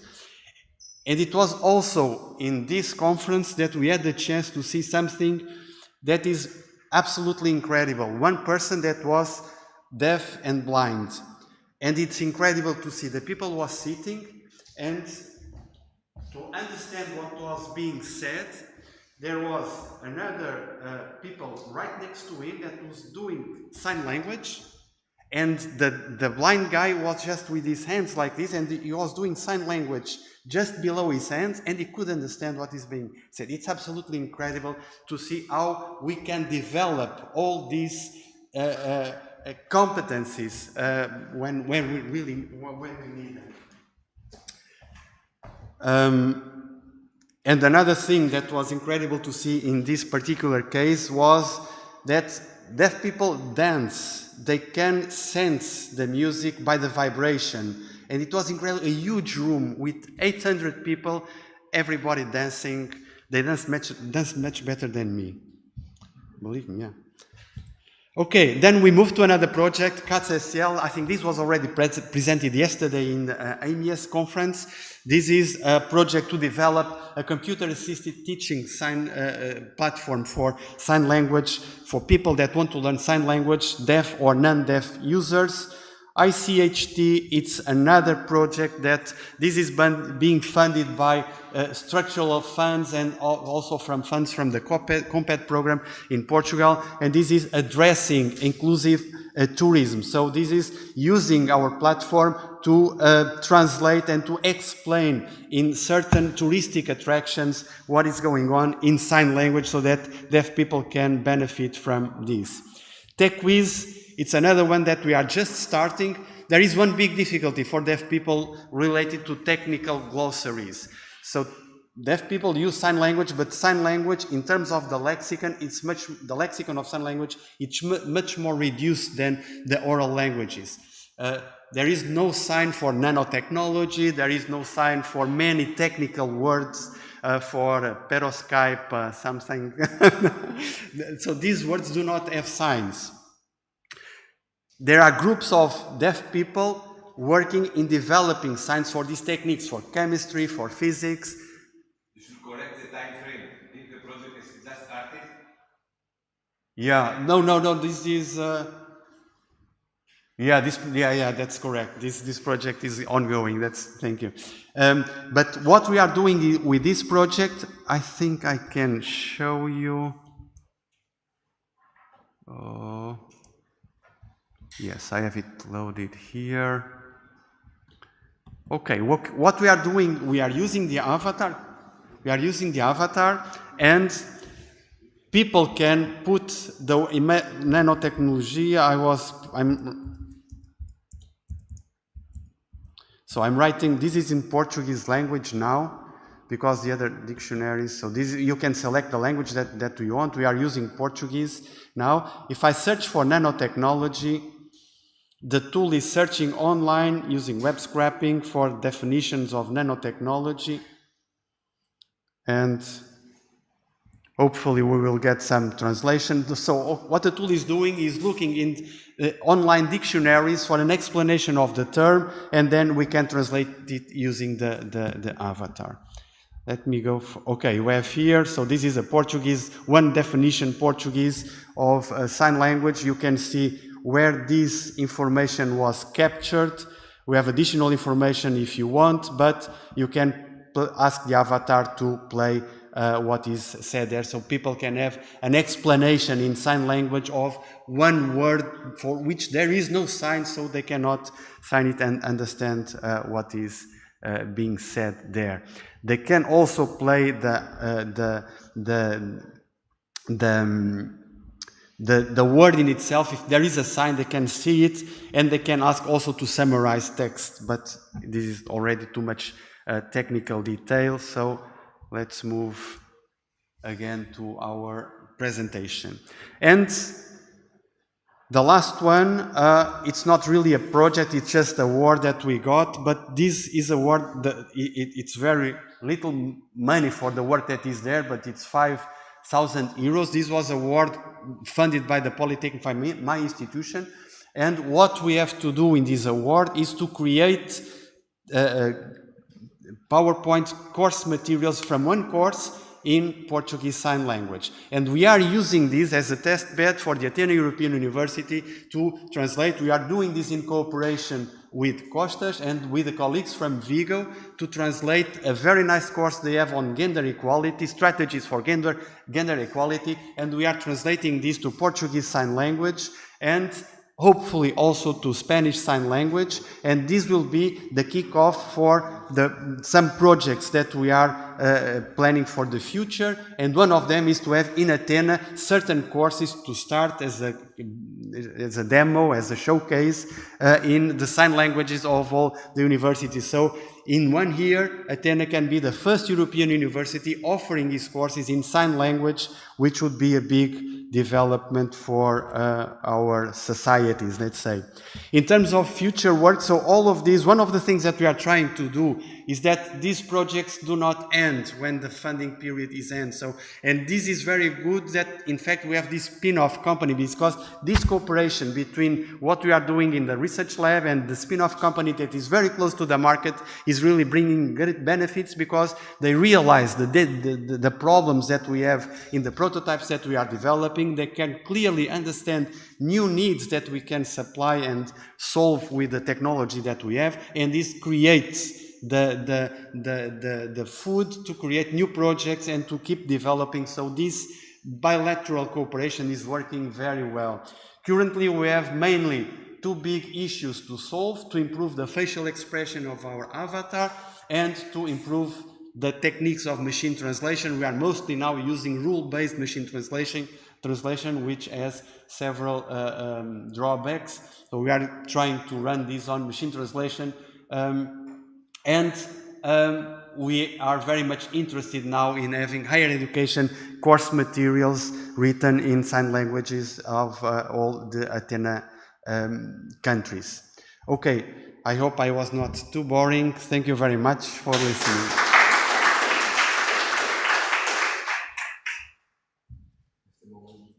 Questions? Yes, just a moment. Momento, por favor.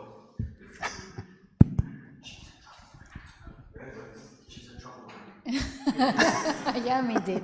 I once won a prize because I was the person who asked the highest number of questions in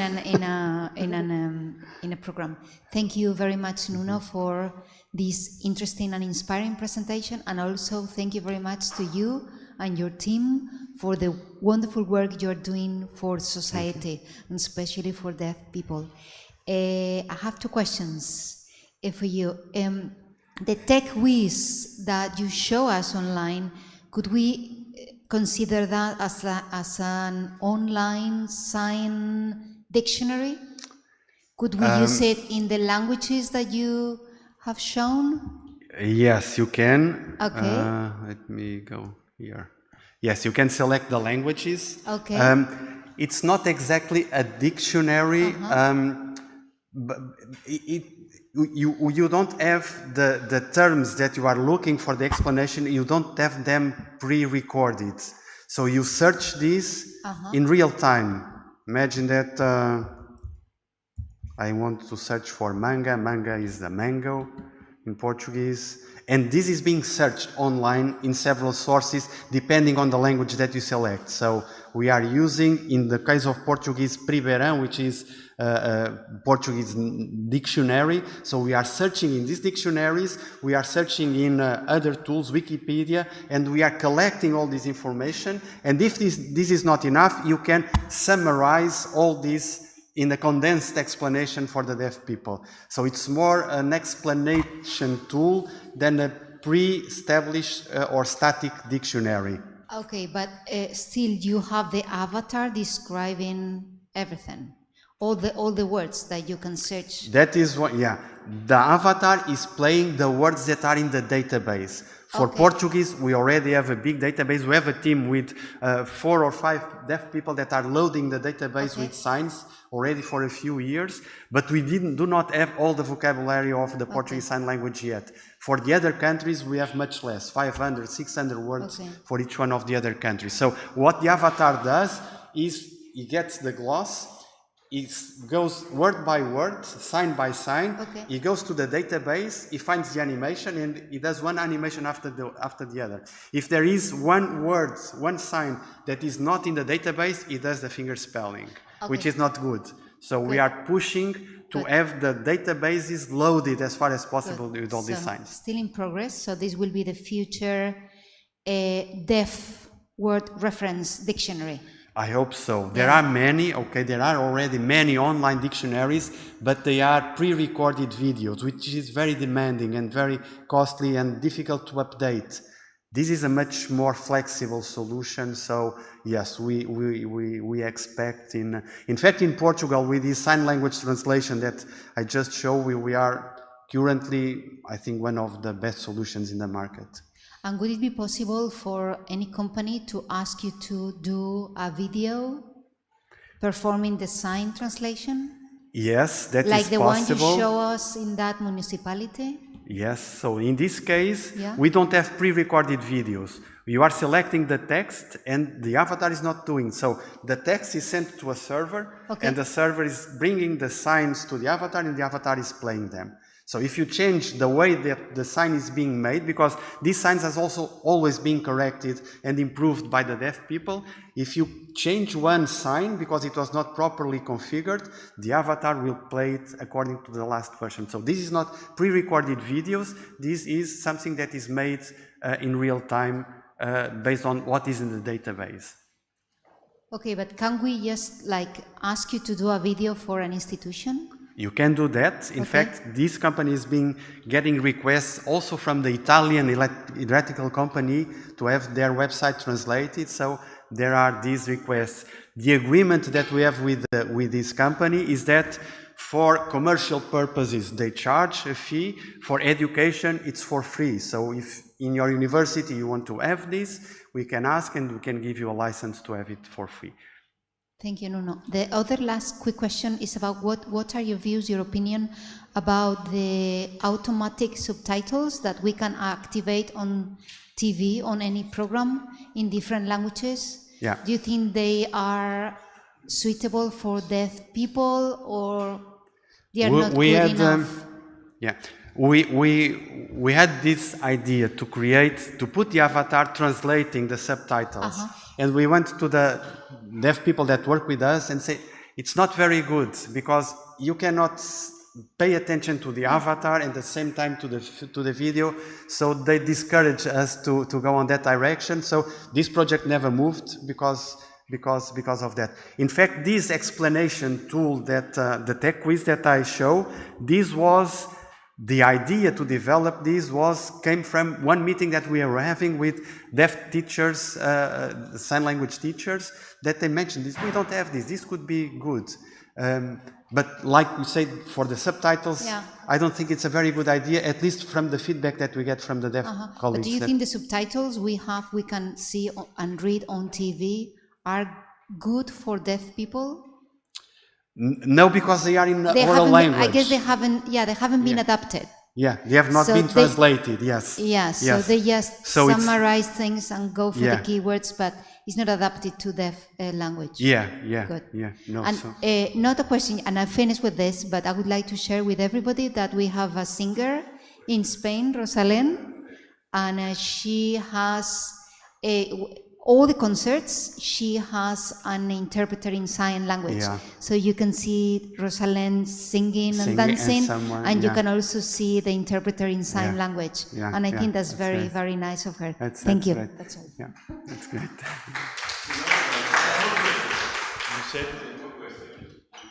No, it was two questions and one sharing information. In Porto, But, they were hidden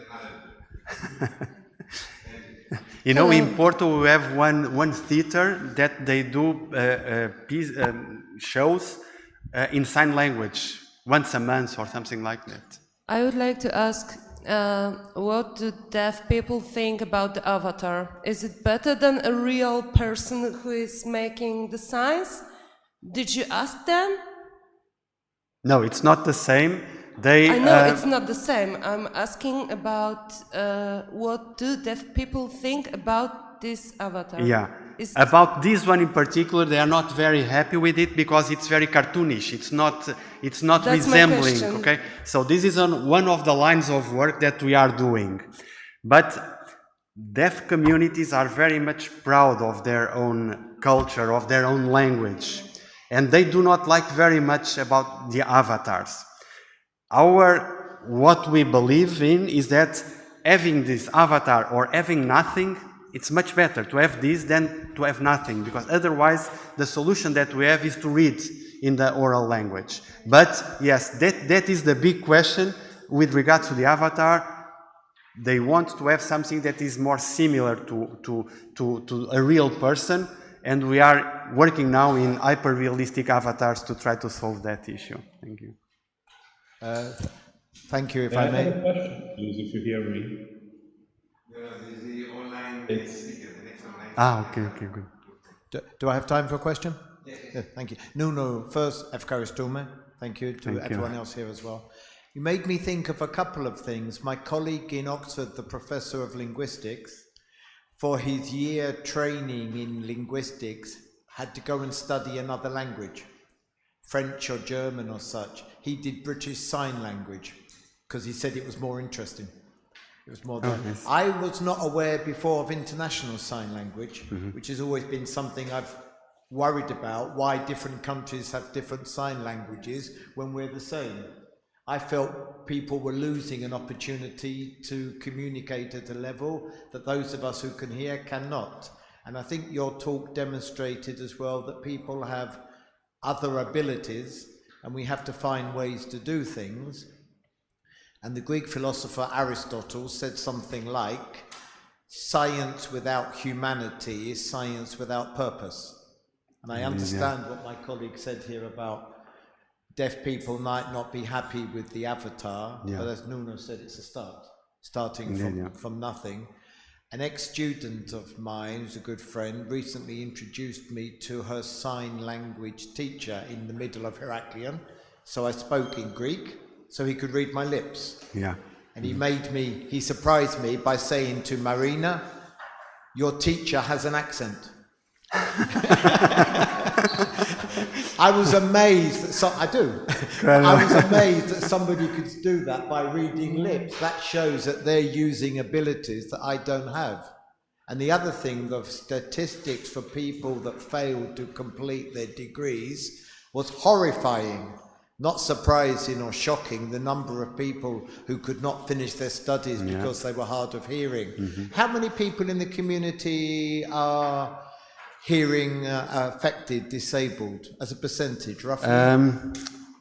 I got that figure. It's about 70 million all the world. So it's lower than 1%. 70 million in Europe? In the 70 million all over the world. 70 million? In 8 billion or 5 billion. That's bigger than most countries. Many years ago when the TE was developing into HMU, and we're always trying to improve, we had about 10 students who had problems with physical disability. And we know them because we're a friendly place. And I asked my colleague Gloria, who's a social worker, to find out how many registered disabled students had actually got into our university. It was over 100, but we only saw 10% of them. Yeah. So that made us realize that the problem was even bigger, Yes, because yeah. we were not aware of it. But you are making us more aware. Yeah, So no, I don't know how to say it in sign language. Yeah. We have already asked the people from the Commission to give us statistics on number of deaf, mainly deaf students, because we are working in this area, that are going on Erasmus or not, and they don't have that statistics. They don't know. So, but it's very low for sure. Yeah, for what we see.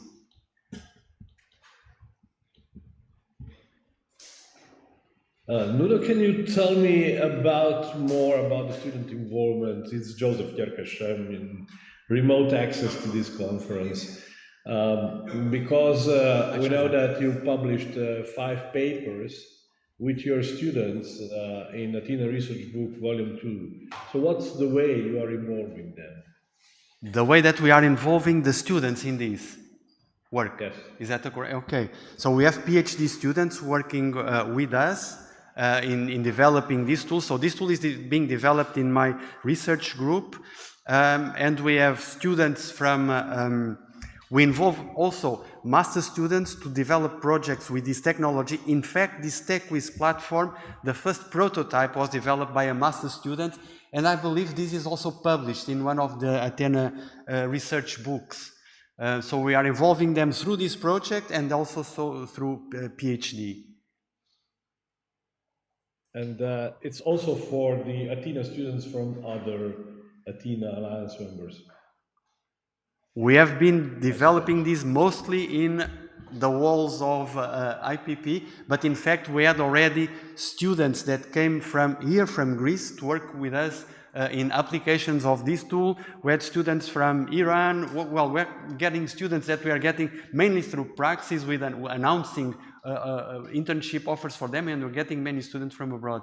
But it would be nice under ATHENA to somehow create an interest group that can promote this further. That would be very interesting, because we have many Athenian universities working in this. Your university, the Maribor University, HMU here, Zigan, Vigo is now starting to be involved. So yeah, it would be good to start a line of work for this, yeah, indeed.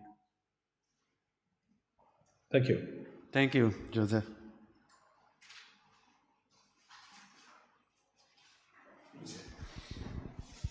So I would like to ask you, so from the presentation I realized that there is a lack of technical vocabulary regarding sign languages, which is very important, because these people, if they would like to study, the technical vocabulary is essential. So how during the last 4 days, 5 days, we learned about the impact of artificial intelligence on how to generate knowledge from existing ones. How the artificial intelligence, even ChatGPT, can help in order to build this kind of vocabulary? To build the vocabulary, it's not easy for 2 reasons. The vocabulary will be a sign, but deaf people do not accept signs that are being designed by non-deaf people. If you go to them and say, okay, nanotechnology is this symbol, they will never accept it. It has to come from inside the community. It's something that they are very much aware of and very much conscious about. Is their culture, their language. They are very proud of that. And it's not possible.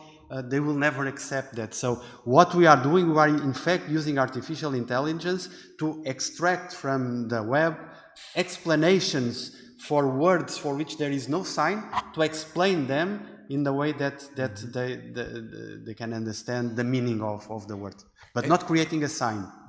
Very clear. And what could be the impact of a non-deaf person to learn, this language for safety reasons? For example, if you are isolated somewhere, if you are under risk, and if you cannot communicate using the audio, this kind of language can save you, because you can communicate. And there are many other situations where sign language is in fact already being used. In the military, it's good because you cannot speak correct. If you work in an environment with high noise, like a cement factory, if you want to speak to someone that is there, you have to sign. So although many of these people are communicating through signs, they do not use sign language signs. But also paying attention to that, we are developing courses of sign language for deaf people and for non-deaf people. And we have, for international sign, we have courses of this, for Portuguese Sign Language, for Greek Sign Language. So from these projects, we have already some courses available at the basic level for deaf and for non-deaf people to start learning sign language. Thank you. Thank you.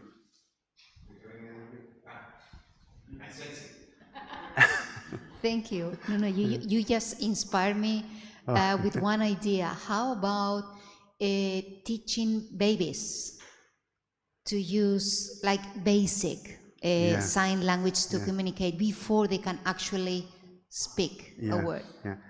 We are, that's a very good idea. Super basic, like drink, food, mom. Yeah. That is a very good idea. We are considering, not at that level, but at primary education, to give some content for the students so that everybody can start learning the basics of sign language. Because sign language is also considered, in Portugal, in the constitution, you have two languages that are they are not official languages, but they are languages that should be available in education settings. And they are not really. Yeah? So this could be a very good, it's a very good idea. What we have not considered that, but thank you for pointing that out. But we are considering developing this for primary school. The basics, so that if children, as you say, start very young, suddenly everybody starts understanding at least something, and we can communicate. And they can also communicate. Yeah. Good. I will say on this case, because there is a difficulty, I mean, in order to train, babies to do emotion. But if you do reverse from image processing and using artificial intelligence, I mean, you can create subtitles of, for someone to communicate, or to create something that communicates, because all the babies, I don't have babies, but if someone is hungry, they cry, or the body emotions, probably they can be translated using big data from artificial intelligence, that now this baby has a stomach pain, or she would like a coffee, or she would like a milk. So I was going to go reverse, because it's very hard to train them. Babies. Because they are under development. But I don't have babies. Small babies, I mean. I know a deaf girl. Well, she just was deaf when she was 18, and she's doing this training in kindergarten. And she said that it works very well. Yeah. Kindergarten, 1-year-old. Yeah. So babies who cannot still speak. Yeah. But definitely in primary school, I think the international sign language good work. Yeah. That would be a very good idea, like having it, implementing this in schools, as they implemented English, which was not implemented 40 years ago. Thank you. Thank you. 1, 2, 3. Thank you.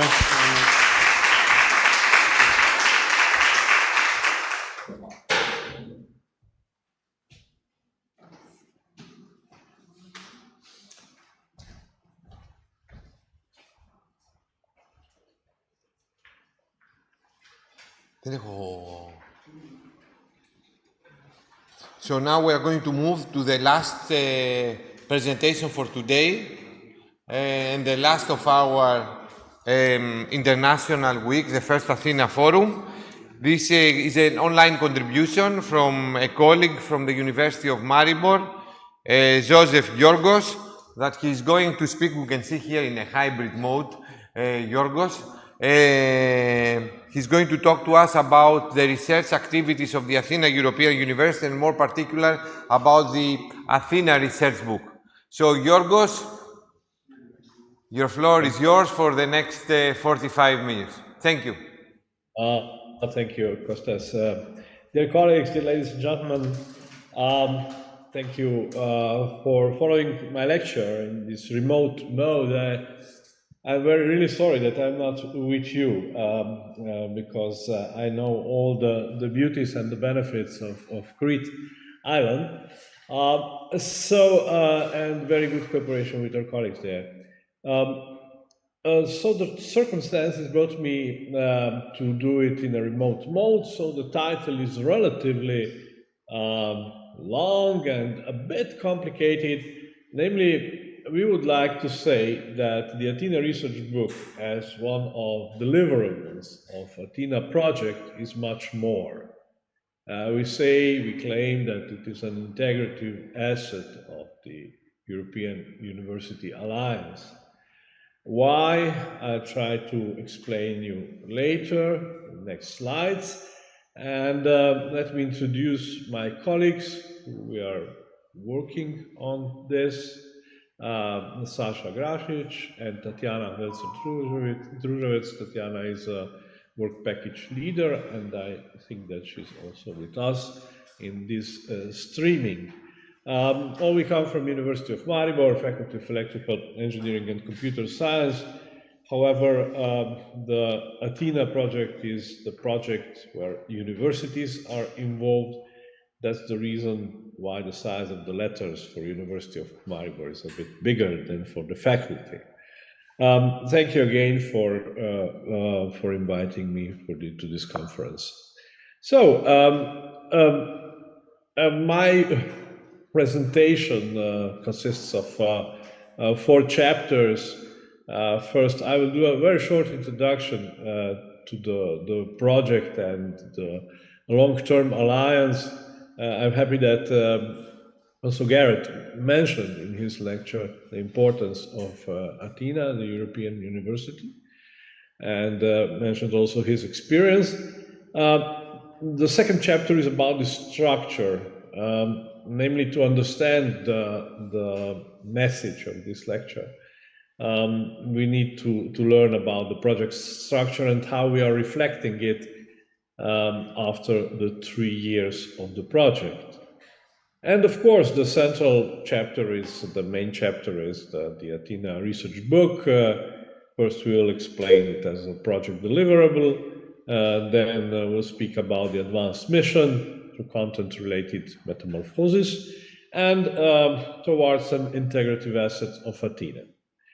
We'll finish with lessons learned and with conclusions, but I believe that we'll have quite a vivid discussion. Also later, there is a lot of lessons learned, and we can discuss the details later. So what's the background? This is for those in the room who are not fully familiar maybe with the European Commission's concept of European universities. It is actually an initiative within the European education area, and of course related to the European research area. So it is defined as a transnational alliance of higher education institutions, paving the way towards the universities of the future. And the aims of this European Universities Initiative is to improve the international competitiveness of higher education, of course, institutions in Europe, and in a way to promote the European values and identity. That's this message, or I don't want to use the buzzword, came into the European policy language, I think 10 years ago. So what are the building blocks of the European Universities Initiative? Long-term joint strategies. It's not just a project. The European inter-university campuses and the knowledge-creating teams. I didn't try to make this presentation a scientific one, but there is indeed some literature that was used. There is a lot more of the literature too. These are books on technical communication and editing and the refereed scientific journals and books, and of course the open access initiative, namely the book is published in open access. On my next slide, here's the clear structure of the project. We should maybe differentiate the project itself and the university. ATHENA stands for Advanced Technology Higher Education Network Alliance. It has its number within the European Commission, and its duration, as you can see, in a few days. In 2 days, there is the end of this project. Of course, the ATHENA European University stays. The project partners are listed on the left-hand side, and we are very happy to be in this company, in this group. And there are, we need to mention also additional partners of the ATHENA Alliance that joined during the project. The Marie Curie Skłodowska University from Poland and University of Vigo from Spain. Both of them have the status of full members, and the Carinthia University of Applied Sciences having the associated member level. It is, as you can see, and you experience maybe from other projects, it's quite challenging to communicate, not just because of multicultural reasons, but also because of the different interests and goals of the partners. But as I am following, not from the beginning, this project I was invited and involved somewhere at the end of 2021, and very happy to have the opportunity to work at this project. So the structure was set at the beginning, of course, and if you don't mind the colors on the left side, you can see the list of work packages. It's a typical structure of a project funded by EU. But what was the challenging part was that the roles of these work packages are a bit different. It is not about being more or less important. It is just about the nature of these work packages. And this, what you can see in these colors at the left-hand side, is an ad hoc classification by the authors, and it is not part of the official structure. But sometimes to understand the dynamics of the partners, dynamics of the work package leaders, they need to have their role, and maybe equal treatment of all the work packages is not the right way to go. They need to be positioned, and we classify this in 3 groups. The first is about governance and management. Then we are brave enough to use the word the core project. I like to repeat again that it doesn't mean more, but it is content-related core work packages, education, research, industry, which is actually innovation, and the internationalization. And of course, with H, we marked the horizontal work packages, which are of utmost importance, but other work packages should not be subordinated to them in a way. So we are going to return to this color scheme a bit later, and it brings us also to the main message of this presentation. And now here we are with the ATHENA research book, reflected through the structure of the ATHENA project as it is. Work package 4. So ATHENA research book appears within work package 4. And we can say it's just one of the deliverables of one of the work packages. In this presentation, we would like to show that ATHENA research book is, and first of all, it could be and can be much more than just one of the deliverables. Relating to the other work packages listed on the previous page, the violet color was for the core work packages. It is highly related to education, the industry, the internationalization, of course, and of course the VP4, which is the research. And it delivers and contributes to horizontal activities like governance, branding, sustainability, and dissemination, and is also using their achievements.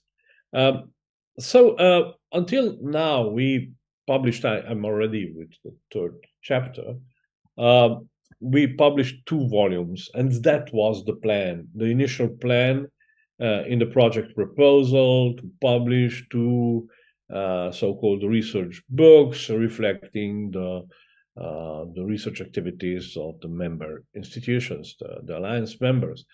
So we are on time. I'm very happy about it. It was a very stressful month, the beginning of September, and we are quite happy that we succeeded to bring this also physically quite heavy book to directors meeting in Siegen. That was a week ago, and we hope that they got also an impression about the complexity, let's say, complexity and potentials of the ATHENA, which is reflected through the book. So the first book was published in 2022, November, and now we have the second volume in 2023. Both of them are published in open access. So you are invited to click or search for the book. You can, if you enter ATHENA Research Book Volume 2 or Volume 1, it will bring you to the University of Maribor Press. That is the publisher of ATHENA Research Book. So we could end now with the presentation, but we want, of course, with the check that yes, we did all our obligations and the deliverable 4.3 is completed. But there's much more. So let's go back a bit to the project deliverable. So we know this vision and the mission message. ATHENA aims at fostering excellence in research and innovation by facilitating international cooperation and so on. And the ATHENA research book is in application itself defined as it provides a platform that promotes joint and interdisciplinary research projects of both advanced and early career researchers. Furthermore, it fosters ATHENA's research and innovation capabilities and the strong cooperation potential of all contributing partners. So the editors we had quite a tough task to make all these powerful mission words come true. So maybe this is the time that I would mention our colleagues, the co-editors. We are on the first page of the book. I don't know if it is visible enough, but yes, we can see Ron Blonder from Weizmann Institute, Anne-Friederike de Luis from University of Orleans, Jana Javornik from University of Leeds, and our dear colleague Kostas from HMU, and I'm also here in the role of the editor. So this is the team that was discussing the progress, the concept, and then of course all the heavy task of finding the contributions, the authors and the reviewers and so on. On the second book, and I'm sorry that we didn't do it already in the first book, is mentioned also Sasha Grasic. She was the technical editor, and we would like to emphasize her contribution. So, of course, here are the editors, but there is also in the background editing group, editorial board. It is called. These are the delegates from the ATHENA Alliance members. Mostly they are vice rectors, but they were able to delegate also some other colleagues. So about back to the project deliverable, these are some numbers to cut the strategic part of this presentation. It is about the volume. The picture, what you're seeing on the left-hand side, is about the number of student contributions that were published, and it is interesting and expected at the same time that most of them is classified as a physical sciences and engineering. We use the ERC classification. So then we have quite a lot, 8 of contributions from social sciences and humanities, and also from the life sciences. So we can see that even the members of the Alliance are more technologically oriented. Universities, we have contributions also from other fields. This picture and some other analysis show that the potential of ATHENA Alliance member is high. Sometimes it is overarching, like comprehensive universities, for example, but also some of the members which have their focuses in different areas. This is also very important because it is not so much covered even by comprehensive universities. So there are then even six multidisciplinary contributions which we've not been able to classify in one of these 3 groups. And I think that some of them are also student papers that have been prepared under the mentorship of Nuno and his colleagues. This area he is addressing is, of course, there are technological solutions, but you're addressing life science and social science, areas. So maybe just about the book, the acceptance rate for the first volume was 65%. Namely, in the first volume, we published also original scientific papers. In the volume 2, where the student contributions have been reviewed, the acceptance rate is much higher. Why is it so much higher? Because there was also the so-called mentor filter at the beginning. Each of the students who sent his or her contribution was asked to do it in agreement with the mentor. Often the mentors wanted to present some of their, to highlight some of their excellent students. So going back to the structure of the book, the basic aim of the volume 1 was to publish review papers, original research papers, student contributions, and short reports. So we had a tough time to get high quality papers, but not because there is no high quality production, scientific production. No, the reason is a bit different. The researchers often want to publish their original works in publications which have high impact factors or Scopus indexes, in spite of all the efforts of DORA and Leiden Declaration. It is very much present. So the editors in introduction to the ATHENA Research Book Volume 1 stated that the book's concept should be changed. And this change led us to new table of content, where we're still giving an emphasis to original research papers, but in a different way.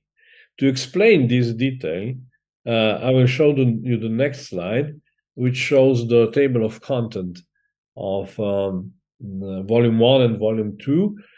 So we try to do a kind of a metamorphosis, but it should be content related. In Volume 2, as I mentioned, we had original research papers, student contributions, and short reports. What happened in Volume 2? Let me first mention where we do have now in Volume 2 original research papers. No, there is no chapter on them, but we have a huge chapter on annotated bibliography of partner institutions. So the vice rectors and their teams have been asked to do a selection of papers that have been published in other academic publications, and we published then the title, the affiliations, the authors, of course, and the abstract, the public part of this paper. So we are keeping the record of up-to-date scientific publication also through ATHENA Volume 2, ATHENA Research Book Volume 2. And the student contributions are the basic chapter, which is going to stay, I believe, also in the next volumes of this book, because it is the very important integrative part of the ATHENA Alliance, and within the exchange on the level of education too.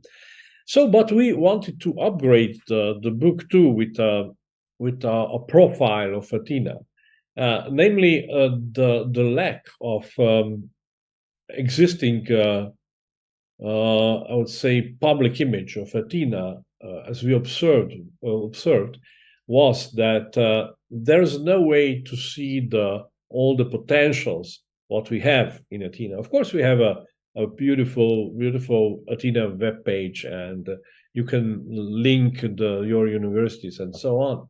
But in this chapter 1, we asked the vice rectors to write a 6 to 8 page of presentation a presentation of their research landscape, so that you can see that we introduced some chapters that give an overview about the potentials of ATHENA, not just for internal audience, the Alliance members, but also to the general audience, to the readers around the world. In Volume 2, we added also 2 chapters on appendixes, but I don't like this word appendix. They are not less words than the chapters, but however, they are in a kind way additional illustration. Our colleague Kostas runs the colloquial talks. I believe that all of you who are now in the audience or in remote access, you heard already about this, I don't know, may I say, Kostas' pioneering work, which brings together excellent scientists from other institutions too. And in my opinion, it contributes to a widening of the attention and consecutively also the quality of research within the ATHENA. And our idea was also, the editors, was that we need an account of what was going on in these 3 years, so included also the short reports of the work package leaders. I showed you the work package is at the beginning of this presentation. So I think that already I explained this, or this slide is maybe a duplicated even, sorry for that. In our second volume of ATHENA Research Book, in editorial intro, we stated that ATHENA European University is more than a project. It is a long-term vision of Alliance members to cooperate and implement the EU European University Initiative. Both volumes offer an insight into the strengths and sustainability of the Alliance. Yes, we hope that it brings us a new dimension. Funding is always an important dimension. It can be European, it can be national, and it has its ups and downs. But we believe that the concept that we built about the ATHENA Alliance should not just survive, more than so, should live and grow also in the next years, decades. And we claim, of course, editors, and that ATHENA Research Book can contribute to this. So now we are in third subchapter already of the ATHENA Research Book, of this presentation, and I mentioned at the beginning an integrative asset or assets of ATHENA University. Each project needs to have something which shows its performance and which integrates the work, the efforts of its members, and a testimony to reviewers, to the world, let's say, that there is a product. There's no just discussion of ideas. And for the field of research, I think we can say that the online shared resources directory is some of those products. Within this shared resources directory, the role of research board of ATHENA is very highlighted. And at the same time, for those maybe in the audience who are not familiar with this software, it's a web page, we have the registry of partners profiles. The second box is the R&D topics, and then the joint R&D projects, the research priorities defined by the earlier mentioned research board, and the records on research infrastructure. So we can say that with this shared resources directory, we covered technically and the content related all the main activities or entries from the aspect of research. And part of this shared resources directory is reflected also directly on the ATHENA web page. So, and we claim that the next asset, which is of very high importance, is the ATHENA Research Book. It's an open access account of research and research-related activities, printed and in PDF. However, we are not forgetting the education, the innovation. A lot of papers is related to education. The doctoral school is related to education, which is basically kind of a research stuff, let me say. And so that, and the innovation as a concept, which replaced in a way the development from R&D, using the European vocabulary, is also included. So it brings us to the fact that it is quite overarching, as we will see on the next slides. It's just how to say, a short flash to an product which has been derived from the ATHENA Research Book, the second volume. There was, namely, a week ago, as I mentioned, a huge strategic meeting of the directors of the ATHENA University, and we wanted to contribute to their discussion.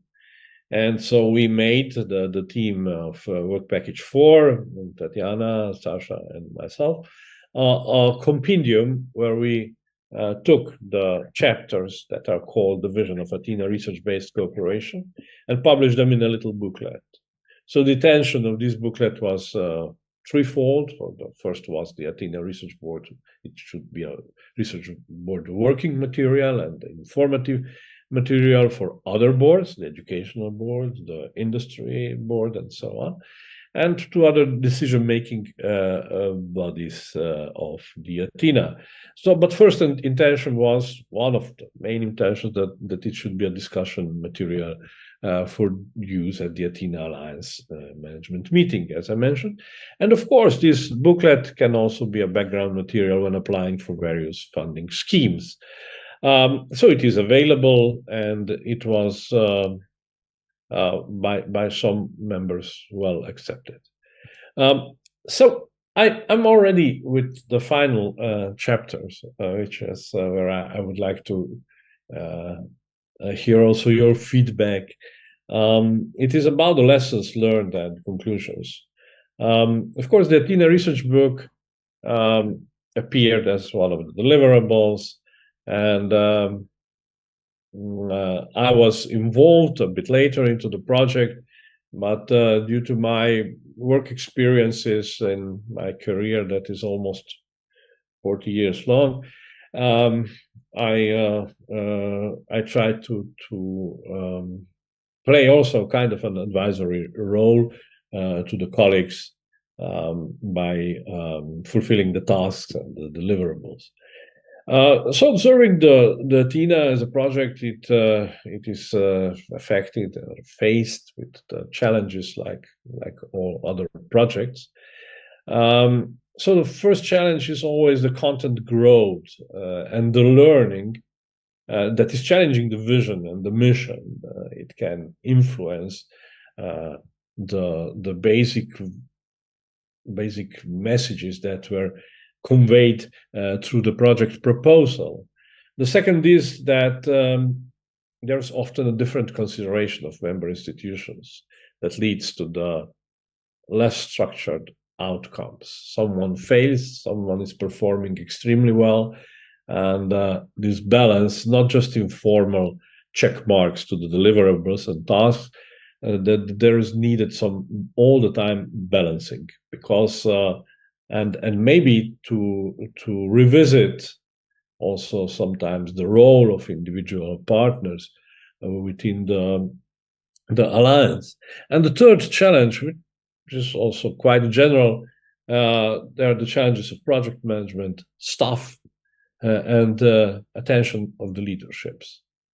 So it is the third is a tough one, and it's quite easy with means and staff to solve the project management and staff issues.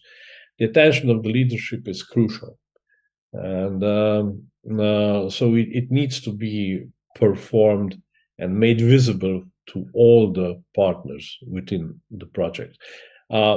When talking about ATHENA and the leadership, we talk about, of course, the rectors, and we talk of the members of education, research, and industry bodies too.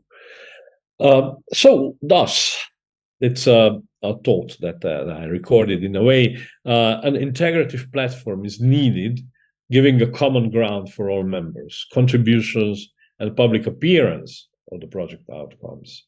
So there are more demands. And we claim, as maybe you can expect, that the enhanced and dynamic platform of ATHENA Research Group can serve as such a platform, enabling a unified voice, presentation of ATHENA achievements, and making the vision and mission first confirmed and reviewed, critically revisited, and upgraded to the actual needs. So if ATHENA Research Group can make this contribution, because this is really a collection of almost everything, a lot of things that have been done, it's in a way complementary to the project reports. The interim report and the final report that we are working on in these days, and it can complement them. And there is one additional fact, namely the ATHENA Research Book stays also beyond the project itself.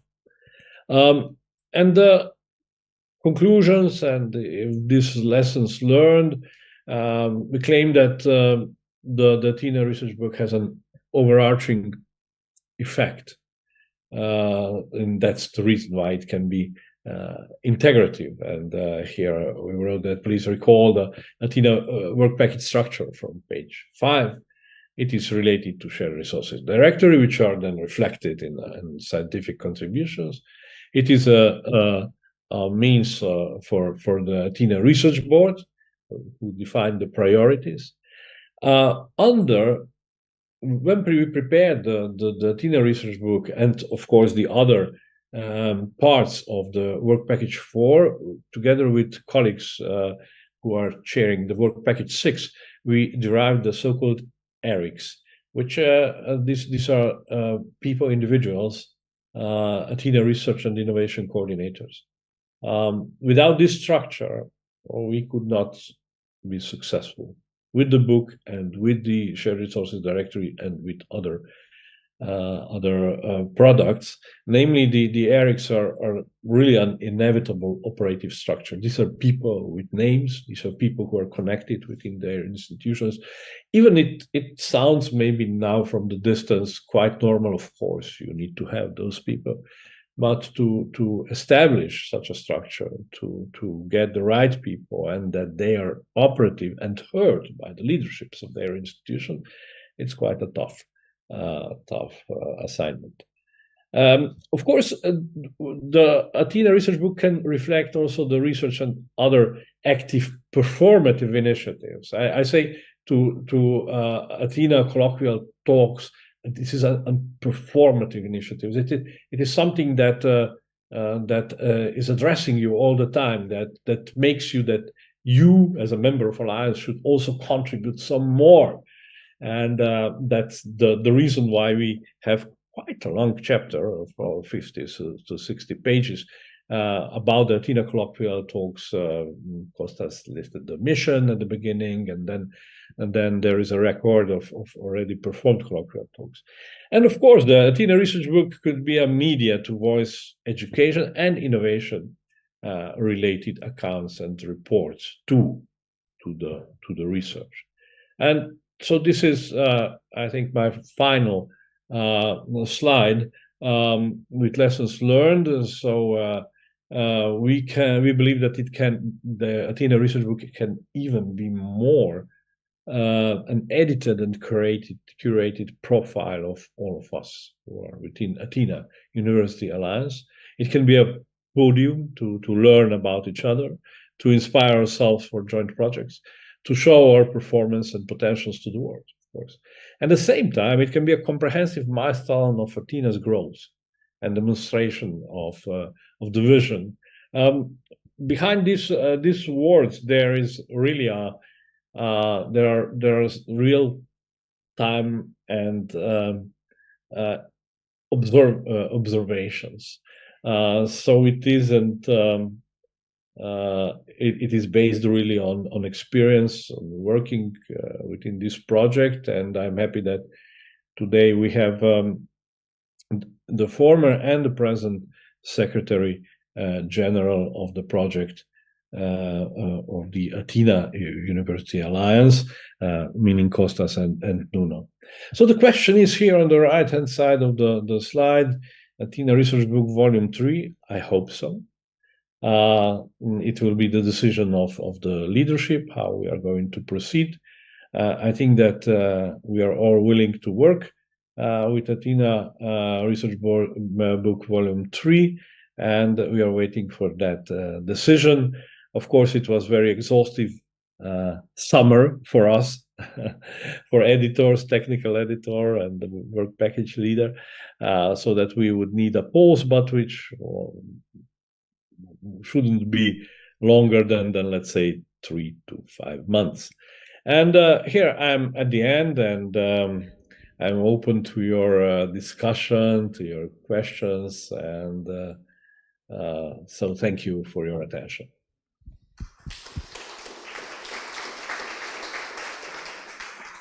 Thank you very much, Joseph, for this very informative presentation of one of the research activities of ATHENA, the publication and dissemination of the work that happens. I will start with some questions in order to be able to direct also the audience somehow. So the first question that probably is of interest of our participants will be open to external, to outsiders, the ATHENA Research Book 3. So the people, can they publish in our research journal? Because I have to say to you that this research journal is linked with the Google Scholar, with, so everything is registered to the databases. So what is your feeling? It will be open to external, to outsiders, or we should place the condition that in order to publish, of course under review, there are 3 reviewers in order to publish, should be co-authors of someone of ATHENA? Yeah, thank you for your question, Kostas. I think that we should introduce again the selected original research papers. So we can repeat the call with them. But in my opinion, they should be in a way related to at least one of the ATHENA Alliance members. So now that sign language. Sorry? No, we are trained in sign language. We lost you for a while. We lost the connection. So we try to read your lips. Okay. I repeat it. So there is an idea for volume 3 that we would again introduce the original research papers, but under condition that they are related or co-authored with someone from ATHENA Alliance. It can be just one institution. Of course, these papers will be reviewed, as you said, that's normal and expected, but I think that we need to introduce this chapter, so I agree with you. But at the same time, we should keep the structure where we are reporting on, for example, on research infrastructure, where we are reporting on topics that are of joint interest from the field of research. So the answer is yes. Thank you. I have to say at this moment that in the research book 2, we have asked all the universities and all the departments of the universities to suggest us the best publications that they have. So, you know, the titles and the authors and the citations, they were visible. So in the case of HMU, the presidents of each of the universities, they have been asked to propose us, you know, which are the flagship publications of each department. And, you know, the presidents, you know, they have reacted. So in the research book 2 regarding the HMU, probably some of your publications are over there as a suggestion of the presidents of each department. So for us as a small university, it's like, you know, also a pathway in order to make more visible the work that has been done and has been published in other journals. But as, you know, an abstract and the summary and the title. Also, I would like, with your permission, Joseph, Yorgos, to highlight something to the audience that Athena Research Book 2 gave the opportunity for our students to publish. And this is very important. I mean, I don't know, even if adults, they know how to write papers, you know, from the quantity of papers that I review every week. But we have started an effort for our students to publish under real conditions. So we have a dedicated chapter for undergraduate and postgraduate students in order to publish or their master thesis or, you know, a project, of course, you know, under the research point of view, the motivation, the results, the argument, in order to learn from a very early stage to expose themselves. And not only to expose themselves, but also to learn how to deal with rejection. Because rejection is how do you learn. Failure is like how to learn. And today also, I think Gareth has mentioned something about failure. Dealing with the failure is the entrance of success. If you cannot deal with the failure, you will never succeed. You will never succeed. So this is a nice attractive for the research book 2, and I hope you know, the director of our research book to keep this chapter for the students. I think that it was very useful for the trainers in order to motivate their students to get engaged and for the students themselves. And finally, I would like to ask you another last question, Yorgos. What are going to be the new elements of Athena Research Book 3? Mm-hmm. Thank you, Kostas. Let me start with the observation that with printing the book, we did not finish yet our job. It needs to be promoted also within the ATHENA community. We need to attract researchers or faculty members that they have a very comprehensive listing of scientific publishings of the ATHENA members. And in next weeks, at the beginning of the semester, I think it is an excellent occasion for that. We are going to prepare some of the public relation messages for internal audience, mostly, what they can find in the book. Your question about how would the volume 3 look like, I think that this can be a subject of the discussion for the editors in next week, so to be prepared.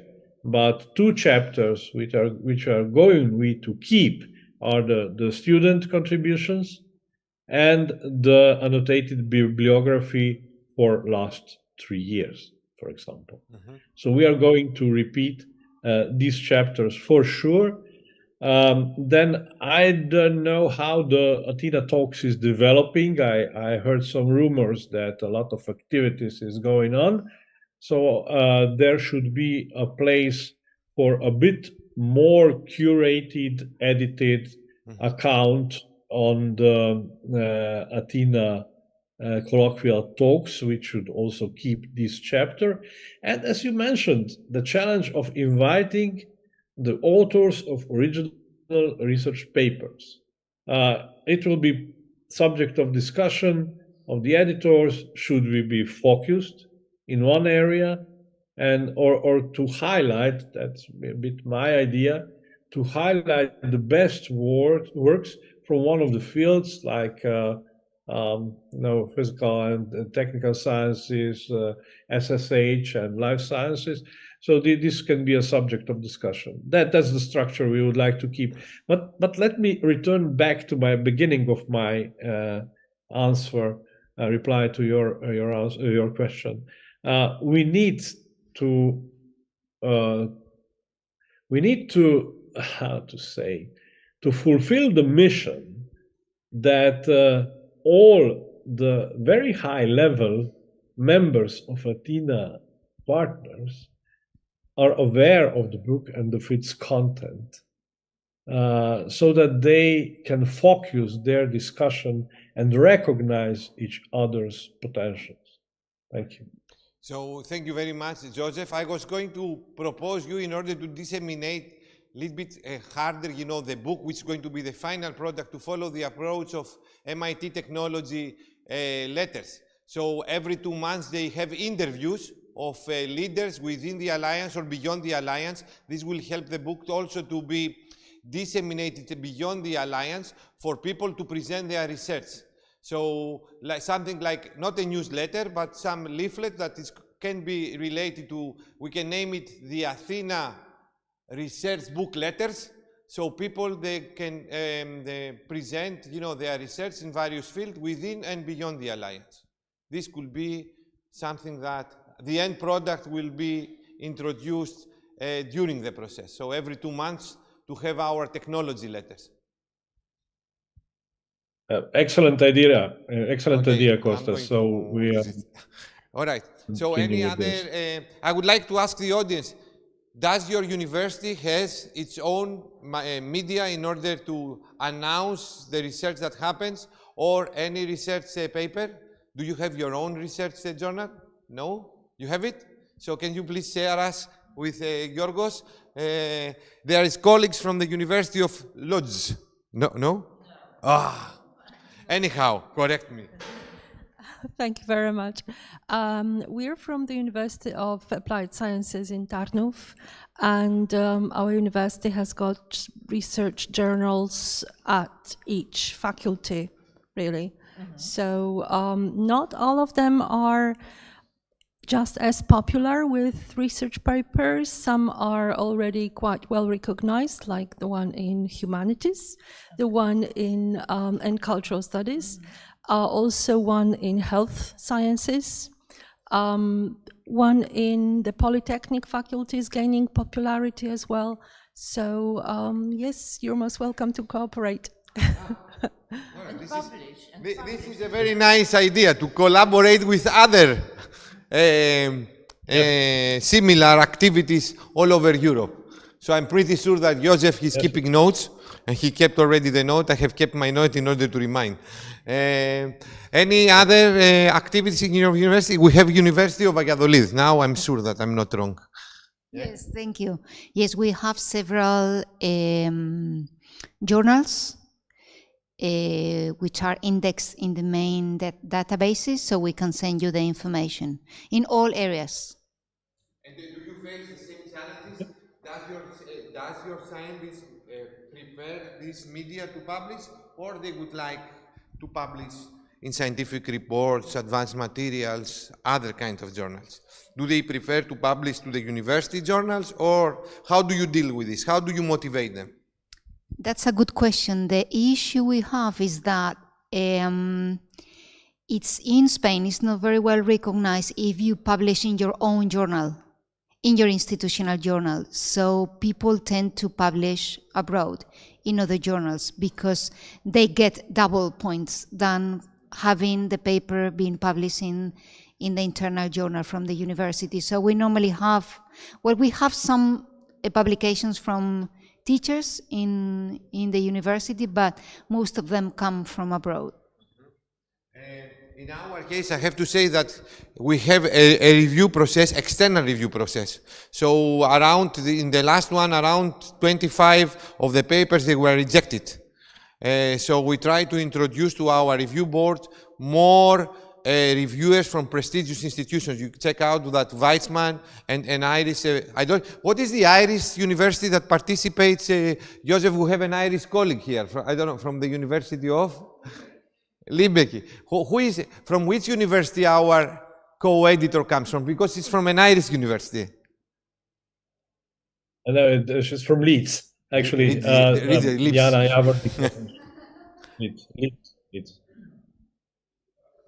Okay, he's looking for. Definitely, it's not from Trinity. It's not from Trinity. No.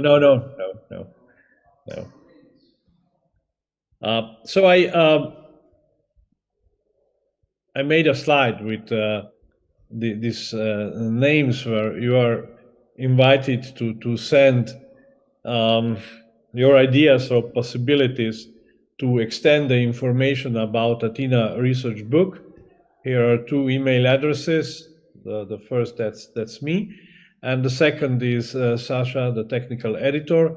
And please, in subject field, please mention ATHENA A or B, and then continue with the text so that we can select the mails and that it doesn't appear, to ensure that it doesn't appear in the spam box. And do we accept new co-editors? If someone would like to be among the editor office of ATHENA research book, are they welcome if they send, an email and their resume in order to check out how experienced they are in this business? I think it's a good idea. Okay. However, the decision should be made within the work packages and by the secretary. No, work packages, they are finishing at the end of September, so it's us that we are going to decide, no? Okay, so let's thank Yorgos again for this online presentation. Okay, thank you. Bye, Yorgos. Thank you. Bye. So this is the end, I think, of our international event. So the bus will come here at 1 o'clock in order to go to where are you going? In order to go for the excursion. So I will suggest you to stay here until the bus will come, have some sandwich, soft drinks, and then we are going to enjoy. I think that Yorgos Tsikalakis will be the guide tour, but Yorgos Tsikalakis with his colleagues in another planet right now. But never mind, we have the information. Okay, bye.